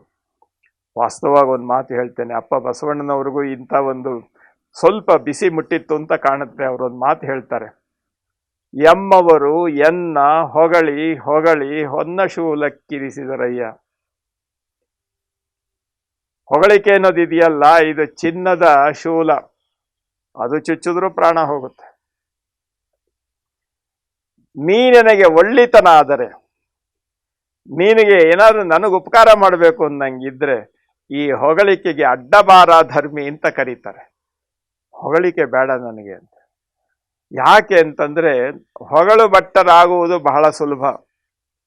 ಅವರು ಬಹಳ ದೊಡ್ಡವರು ಅಂತ ಹೇಳಿ ಅವರ ಪರವಾಗಿ ಮಾತುಗಳನ್ನಾಡಿ ನಂತರ ನಾವು ನಮ್ಮ ತನವನ್ನು ಬೆಳೆಸ್ಕೊಂಡು ನಾವು ಬಹಳ ದೊಡ್ಡವರು ಅಂತ ಹೇಳುವಂಥ ಲೆಕ್ಕದಲ್ಲಿ ಅದನ್ನ ಹೇಳುವ ಯೋಗ್ಯತೆಯಲ್ಲಿ ನಾವು ದೊಡ್ಡವರು ಅಂತ ಅನ್ನೋಂಥ ಯಾರು ಹೇಳದ್ದನ್ನ ನಾವು ಹೇಳ್ತಾ ಇದ್ದೇವೆ. ಆದ್ರಿಂದ ನಾನು ಬಸವಣ್ಣನವರ ಬಗ್ಗೆ ಅಧಿಕೃತವಾಗಿ ತಿಳಿದವನು, ಮಾತನಾಡುವವನು ಅಂತ ಹೇಳಿ ನಮ್ಮ ಅಹಮಿಕೆಯನ್ನು ಹೆಚ್ಚಿಸಿಕೊಳ್ಳಿಕ್ಕೆ ಈ ಶಬ್ದವನ್ನು ಉಪಯೋಗಿಸಬಾರದು. ಇದು ಪ್ರತಿಯೊಂದು ಸಹ ನಮ್ಮ ಅಂತರಂಗವನ್ನು ಶುದ್ಧೀಕರಿಸಿಕೊಳ್ಳುವಂತ ಒಂದು ಅದ್ಭುತವಾದ ವಿಚಾರ. ಇದು ಎನ್ನಲ್ಲಿ ಏನುಂಟು ನೋಡಿ, ತಾಯಿ ಅಕ್ಕಮಹಾದೇವಿ ಹೇಳ್ತಾಳೆ. ಬಸವಣ್ಣನವರ ಸುತ್ತ ಇರೋದು ಯಾವುದೇ ಒಂದು ವಚನ ತೆಗೆದುಕೊಳ್ಳಿ, ಈ ಆಲೋಚನೆ ಬರ್ತದೆ. ದೇವರ ಪೂಜೆ ಮಾಡ್ತಾ ತಾಯಿ ಹೇಳ್ತಾಳೆ, ಎನ್ನಲ್ಲಿ ಏನುಂಟೆಂದು ಎನ್ನ ಕರಸ್ಥಲವ ನಿಂಬುಗೊಂಡೆ ಹೇಳ ಚೆನ್ನ ಮಲ್ಲಿಕಾರ್ಜುನ. ದೇವ್ರನ್ನ ಕೇಳ್ತಾಳೆ, ನಾನಿಷ್ಟೆಲ್ಲ ಇದ್ದೀನಿ ಅಂತಲ್ಲ, ನನ್ನಲ್ಲಿ ಏನುಂಟು ಅಂತ ನೀನು ನನ್ನಿಂದ ಪೂಜೆ ಕೈಕೊಳ್ತಾ ಇದ್ದೀಯ. ಪೂಜೆ ಮಾಡುವುದು, ದೇವರನ್ನ ಕೇಳೋದು, ದೇವರನ್ನ ಒಲಿಸಿ ನನ್ನೆಲ್ಲ ತಪ್ಪುಗಳನ್ನ ಬಿಟ್ಟು ನೀನೆಲ್ಲ ನನಗೆ ಬೇಕಾದಷ್ಟು ಕೊಡು ಅಂತ ಕೇಳೋದಲ್ಲ. ನಾನು ಮಾಡೋ ಪೂಜೆ ನಿನಗೆ ಅರ್ಪಿತವಾಗಬೇಕಾದ್ರೆ ಎನ್ನಲ್ಲಿ ಏನಿರಬೇಕು. ಹಾಗೆ ಪ್ರತಿಯೊಂದು ನೆಲೆಯಲ್ಲೂ ಸಹ ಆತ್ಮನಿರೀಕ್ಷಣೆ ಮಾಡಿಕೊಂಡು ಇನ್ನೊಬ್ಬರಿಗೆ ನೆರಳಾಗಿ, ಇನ್ನೊಬ್ಬರಿಗೆ ಸಹಾಯಕರಾಗಿ ಸೌಜನ್ಯದಿಂದ ಬದುಕು ಮಾಡುವಂಥ ವ್ಯವಸ್ಥೆಯನ್ನ ಅಪ್ಪ ಬಸವಣ್ಣನವರು ಕಲ್ಪನೆ ಮಾಡಿಕೊಟ್ರಲ್ಲ. ಇದು ಕನ್ನಡದ ಸಂಸ್ಕೃತಿ. ಇದು ಕನ್ನಡದ ಸಾಂಸ್ಕೃತಿಕ ನಾಯಕ ಅಂತ ಹೇಳುವಂಥ ಒಂದು ವ್ಯವಸ್ಥೆಯಲ್ಲಿ ನಾವು ಉಪಯೋಗಿಸಬಹುದಾದಂಥ, ನಾವು ತಿಳುವಳಿಕೆಯನ್ನ ತೆಗೆದುಕೊಳ್ಬೇಕಾದಂಥ, ವಾಸ್ತವವಾಗಿ ಚಿಂತನೆ ಮಾಡಬೇಕಾದಂಥ ವಿಚಾರ ಇದು. ಬಸವಣ್ಣನವರನ್ನ ಕನ್ನಡದ ಸಾಂಸ್ಕೃತಿಕ ನಾಯಕ ಅಂತ ನಾವು ಹೇಳಿದ್ದೇವೆ. ಬೇಕಾದಷ್ಟು ಜನರನ್ನ ತಮ್ಮ ಸಾಂಸ್ಕೃತಿಕ ನಾಯಕರು ಅಂತ ಹೇಳಿ ಆ ಭಾಗದ ಅಭಿಮಾನಿಗಳು ಹೇಳಿಕೊಂಡಿರೋದು ಇದೆ. ಆದರೆ ಅವರೆಲ್ಲ ಬೋಧಕರಾಗಿ ನಾಯಕರಾದರು. ಆದರೆ ಬಸವಣ್ಣ ಆಚರಣೆಯನ್ನ ಮಾಡಿ ನಾಯಕನಾದ. ಮಾತಿಲ್ಲದ ಮಾತು ಮನಂಗಳಿಗೆ ಅತ್ತತ್ತ ಮೀರಿದ ಬೋಧನೆ ಬಸವಣ್ಣನವ್ರದ್ದು. ಬಸವಣ್ಣನವರು ಎಲ್ಲಿಯೂ ಸಹ ನೀನು ಹೀಗಿರು ಅಂತ ಹೇಳಲಿಲ್ಲ. ಎಲ್ಲರ ತಪ್ಪುಗಳನ್ನ ತನ್ನ ಮೇಲೆ ಎಳ್ಕೊಂಡ್ರು. ಒಬ್ಬ ತಪ್ಪಿದ್ದವನಿಗೆ ಹೇಳಬೇಕಾದ್ರೆ ಎಲವೆಲವೋ ತಪ್ಪು ಕೆಲಸ ಮಾಡಿದವನೇ ಅಂತ ಹೇಳಲಿಲ್ಲ. ಅವರು ನನ್ನಲ್ಲಿ ಈ ತಪ್ಪಿದೆ ಅಂತ ಹೇಳಿದ್ರು. ಈ ರೀತಿ ಸರಳತೆ, ಸೌಜನ್ಯತೆ, ಖಚಿತವಾಗಿರ್ತಕ್ಕಂಥ ಆತ್ಮನಿರೀಕ್ಷಣೆ, ಸ್ಪಷ್ಟವಾದ ಮಾರ್ಗದರ್ಶನ, ಯಾವತ್ತೂ ಸಹ ತಾನು ಮಾಡುವ ಕೆಲಸದಲ್ಲಿ ದ್ವಂದ್ವ ಇಲ್ಲದೆ ಇರತಕ್ಕಂಥ ಒಂದು ಗಟ್ಟಿತನ, ಇದನ್ನ ಸಹಜವಾಗಿ ಜಗತ್ತಿಗೆ ಕೊಟ್ಟು ತಮ್ಮ ಸಾಧನೆಯನ್ನೇ ಬೋಧನೆಯ ಶಬ್ದಗಳನ್ನಾಗಿ ಪರಿವರ್ತಿಸಿದ ಒಂದು ಮಹಾನ್ ವ್ಯಕ್ತಿತ್ವ ಅಪ್ಪ ಬಸವಣ್ಣನವ್ರದ್ದು. ಬಸವಣ್ಣನವ್ರ ಬಗ್ಗೆ ಏನು ಮಾತಾಡ್ತಾ ಇದ್ರು ಸಹ ಮಾತು ಮುಂದುವರಿತಾ ಇರುತ್ತೆ. ಆದರೆ ಬಸವಣ್ಣನವರು ಅದಕ್ಕಿಂತ ಮೀರಿದವರು. ಅದನ್ನು ಹೇಳೋದಾದ್ರೆ ನಮ್ಮ ಚಿಂತನೆ, ನಮ್ಮ ಮಾತು ಇವುಗಳಿಗೆ ಮೀರಿ ನಿಂತವರು ಬಸವಣ್ಣನವರು. ಮಾತು ಮನಂಗಳಿಗೆ ಅತ್ತತ್ತ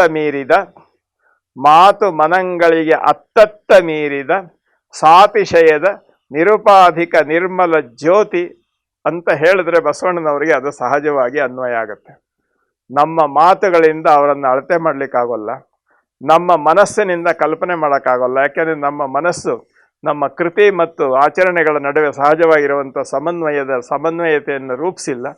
ಇಂಥ ನೆಲೆಯಲ್ಲಿ ನಮಗೆ ಒಂದು ಆದರ್ಶದ ಬೆಳಕು ಮುಂದೆ ಬಂದಿದೆ. ಬಸವಣ್ಣನವರನ್ನ ಕನ್ನಡಿಗರು ನಮ್ಮ ಸಾಂಸ್ಕೃತಿಕ ನಾಯಕ ಅಂತ ತಿಳ್ಕೊಳ್ಬೇಕು. ನೋಡಿ, ಇನ್ನೊಂದು ಹೇಳ್ತೇನೆ, ಸಾಂಸ್ಕೃತಿಕ ನಾಯಕ ಅಂತ ಹೇಳಿದ್ರೆ ಆಕಾಶದ ಬೆಳಕಿದ್ದ ಹಾಗೆ.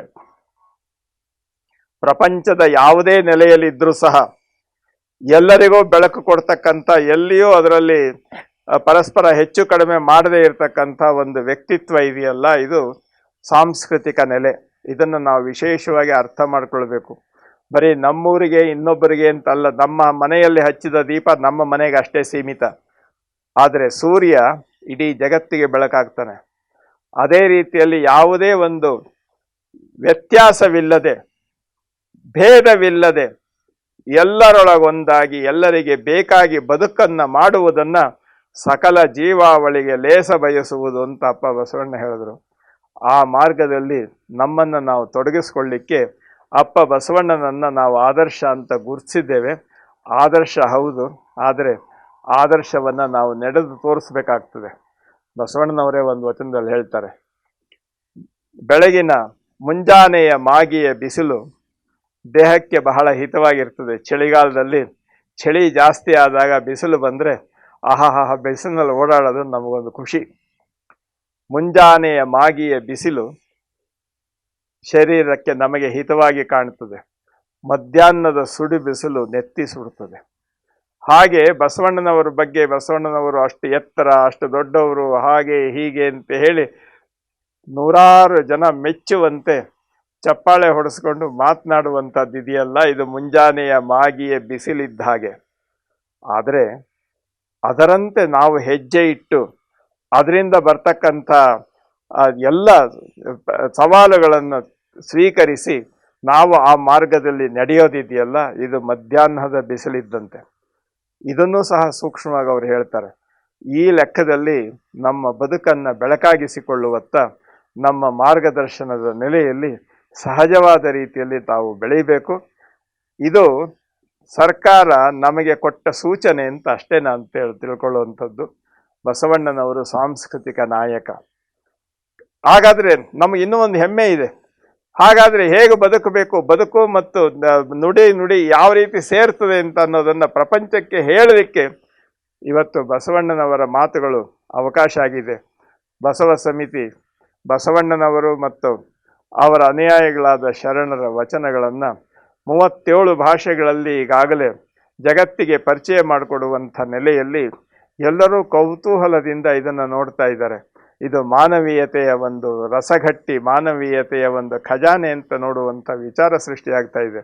ಯಾಕೆ ಅಂತಂದರೆ ಈ ನಡೆನುಡಿ ಸಿದ್ಧಾಂತ ಇದೆಯಲ್ಲ, ಸಹಜವಾಗಿ ಬದುಕಿನ ಸಿದ್ಧಾಂತ ಇದೆಯಲ್ಲ, ಅತ್ಯಂತ ಸರಳವಾಗಿ, ಅಷ್ಟೇ ಖಚಿತವಾಗಿ, ಅಷ್ಟೇ ಸ್ಪಷ್ಟವಾಗಿ ಜಗತ್ತಿಗೆ ಕೊಟ್ಟಂಥ ಈ ಶರಣ ಪರಂಪರೆಯ ವ್ಯವಸ್ಥೆ ಇದೆಯಲ್ಲ, ಇದು ನಮ್ಮ ನಾಡಿನಲ್ಲಿ ಬೆಳೆದದ್ದು. ಬಸವಣ್ಣ ನಮ್ಮ ಸಾಂಸ್ಕೃತಿಕ ನಾಯಕ ಅಂತ ಅನ್ನುವಂಥ ಹೆಮ್ಮೆ, ಅಭಿಮಾನ, ಪ್ರೀತಿ, ವಿಶ್ವಾಸ ನಮ್ಮಲ್ಲಿ ಮೂಡಿ ಬೆಳೀಬೇಕು. ಅದು ಬೆಳೀಬೇಕಾದರೆ ಕನಿಷ್ಠ ಬಸವಣ್ಣನವರ ಹೆಜ್ಜೆಯಲ್ಲಿ 100 ಹೆಜ್ಜೆಯಲ್ಲಿ 10 ಹೆಜ್ಜೆಯನ್ನಾದರೂ ನಾವು ಗಟ್ಟಿಯಾಗಿ ಇಡ್ತಾ ಇದ್ದೇವೆ ಅಂತ ಅನ್ನುವಂಥ ಒಂದು ಪ್ರಯತ್ನ ಆಗಬೇಕು. ಮಹಾತ್ಮ ಗಾಂಧಿಯವರು ಬೆಳಗಾವಿಯ ಅಧಿವೇಶನದಲ್ಲಿ, ಕಾಂಗ್ರೆಸ್ ಅಧಿವೇಶನದಲ್ಲಿ ಭಾಗಿಗಳಾಗಿದ್ದಾಗ ಬಸವಣ್ಣನವರ ಬಗ್ಗೆ ಅವರಿಗೆ ಹರ್ಡೇಕರ್ ಮಂಜಪ್ಪನವರು ಪರಿಚಯ ಮಾಡಿಕೊಟ್ರು. ಕಾಯಕ ಸಿದ್ಧಾಂತ ಇವುಗಳನ್ನೆಲ್ಲ ಹೇಳಿದಾಗ ಬಸವಣ್ಣನವರ ಬಗ್ಗೆ ಗಾಂಧೀಜಿಯವರು 4 ಮಾತುಗಳನ್ನು ಆಡ್ತಾರೆ ತಮ್ಮ ಉಪನ್ಯಾಸದಲ್ಲಿ. ಅವರು ಹೇಳ್ತಾರೆ, ಬಸವಣ್ಣನವರ ಸಾಮೂಹಿಕವಾಗಿರ್ತಕ್ಕಂಥ ಈ ಸಾಧನೆಯ ವ್ಯವಸ್ಥೆಯನ್ನೆಲ್ಲ ನನಗೆ ಮಾಡಲಿಕ್ಕೆ ಕಷ್ಟ ಅನಿಸುತ್ತೆ, ಆದರೆ ಅವರ ಅಸ್ಪೃಶ್ಯತೆ ಅಂತ ಅನ್ನುವಂಥದ್ದನ್ನು ಹೋಗಲಾಡಿಸ್ಬೇಕು ಅಂತ ಅನ್ನುವಂಥ ವ್ಯವಸ್ಥೆ ಇದೆಯಲ್ಲ, ಅದೊಂದು ಮಾರ್ಗದಲ್ಲಿ ನಾನು ಹೆಜ್ಜೆ ಇಡಲಿಕ್ಕೆ ಪ್ರಯತ್ನ ಮಾಡ್ತೇನೆ, ಇನ್ನು ಬಾಕಿದನ್ನೆಲ್ಲ ಅನುಸರಿಸಲಿಕ್ಕೆ ನನಗೆ ಅವಕಾಶ ಇಲ್ಲ ಅಂತ ಅನ್ನೋ ಮಾತು ಹೇಳ್ತಾರೆ. ಯಾಕೆ ಈ ಮಾತು ಹೇಳ್ತೀನಿ? ಯಾರು ಆತ್ಮನಿರೀಕ್ಷಣೆ ಮಾಡ್ತಾರೆ ಅವರಿಗೆ ಬಸವಣ್ಣನವರು ಈ ರೀತಿ ಸವಾಲಾಗಿ ಕಂಡು ಬರ್ತಾರೆ. ಇದನ್ನು ನಾವು ಗಮನಿಸಿಕೊಂಡು ನಮ್ಮ ನೆಲೆಯನ್ನು ತಲುಪಿ ಆ ಶರಣರ ಬೆಲೆಯನ್ನು ಗುರುತಿಸಬೇಕು. ಇದಕ್ಕಾಗಿ ಸರ್ಕಾರ ನಮಗೆ ಕೊಟ್ಟಂಥ ಒಂದು ಎಚ್ಚರಿಕೆಯ ಗಂಟೆ ಅಂತ ಹೇಳಿ ನಾವು ಇದನ್ನು ಗಮನದಲ್ಲಿ ಇಟ್ಟುಕೊಳ್ಬೇಕು. ಅದನ್ನು ನಿರಂತರವಾಗಿ ನಮ್ಮ ಅಂತರಂಗದಲ್ಲಿ ಇದನ್ನು ಪರಸ್ಪರ ವ್ಯವಸ್ಥೆಯಲ್ಲಿ ನಾವು ಸಹಜವಾಗಿ ರೂಪಿಸಿಕೊಂಡು ನಮ್ಮ ಬದುಕನ್ನು ಬೆಳಕಾಗಿಸಿಕೊಳ್ಬೇಕು. ನಾವೆಲ್ಲ ಆ ಮಾರ್ಗದಲ್ಲಿ ನಡೆಯೋಣ.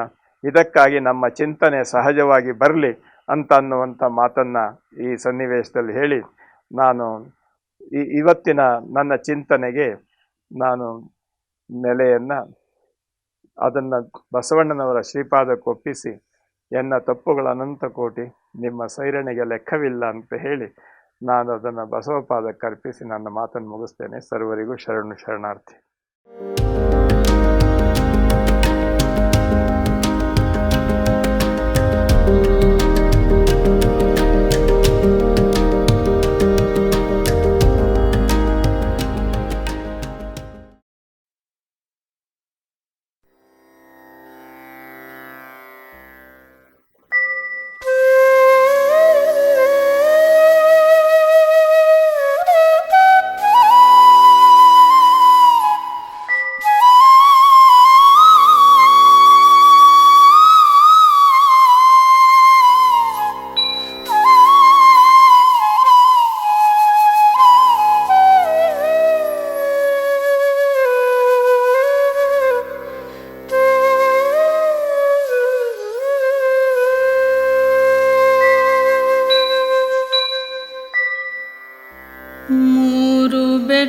ಬೆಟ್ಟವದಾಂಟಿ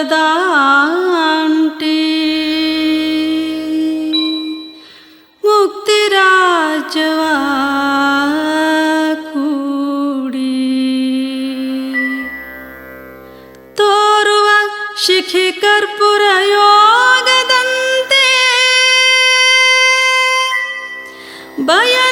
ಬಯಲನೆ ಬೆರೆಸಿ ಬಯಲಾದ ಬಸವನ ನಿರವಯಲ ಪದವಿನಗೆ ಯೋಗಿನಾಥ.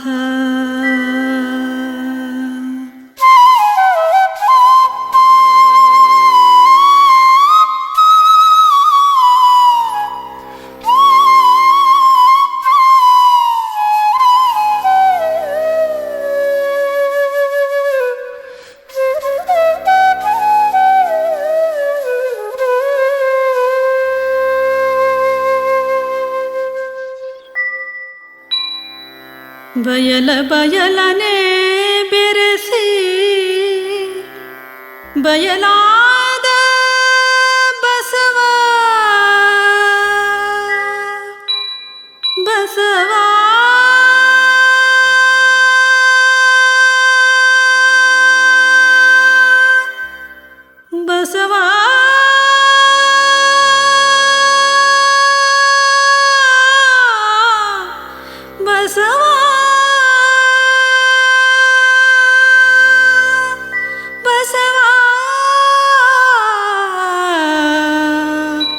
ಬಸವ ಬಸವ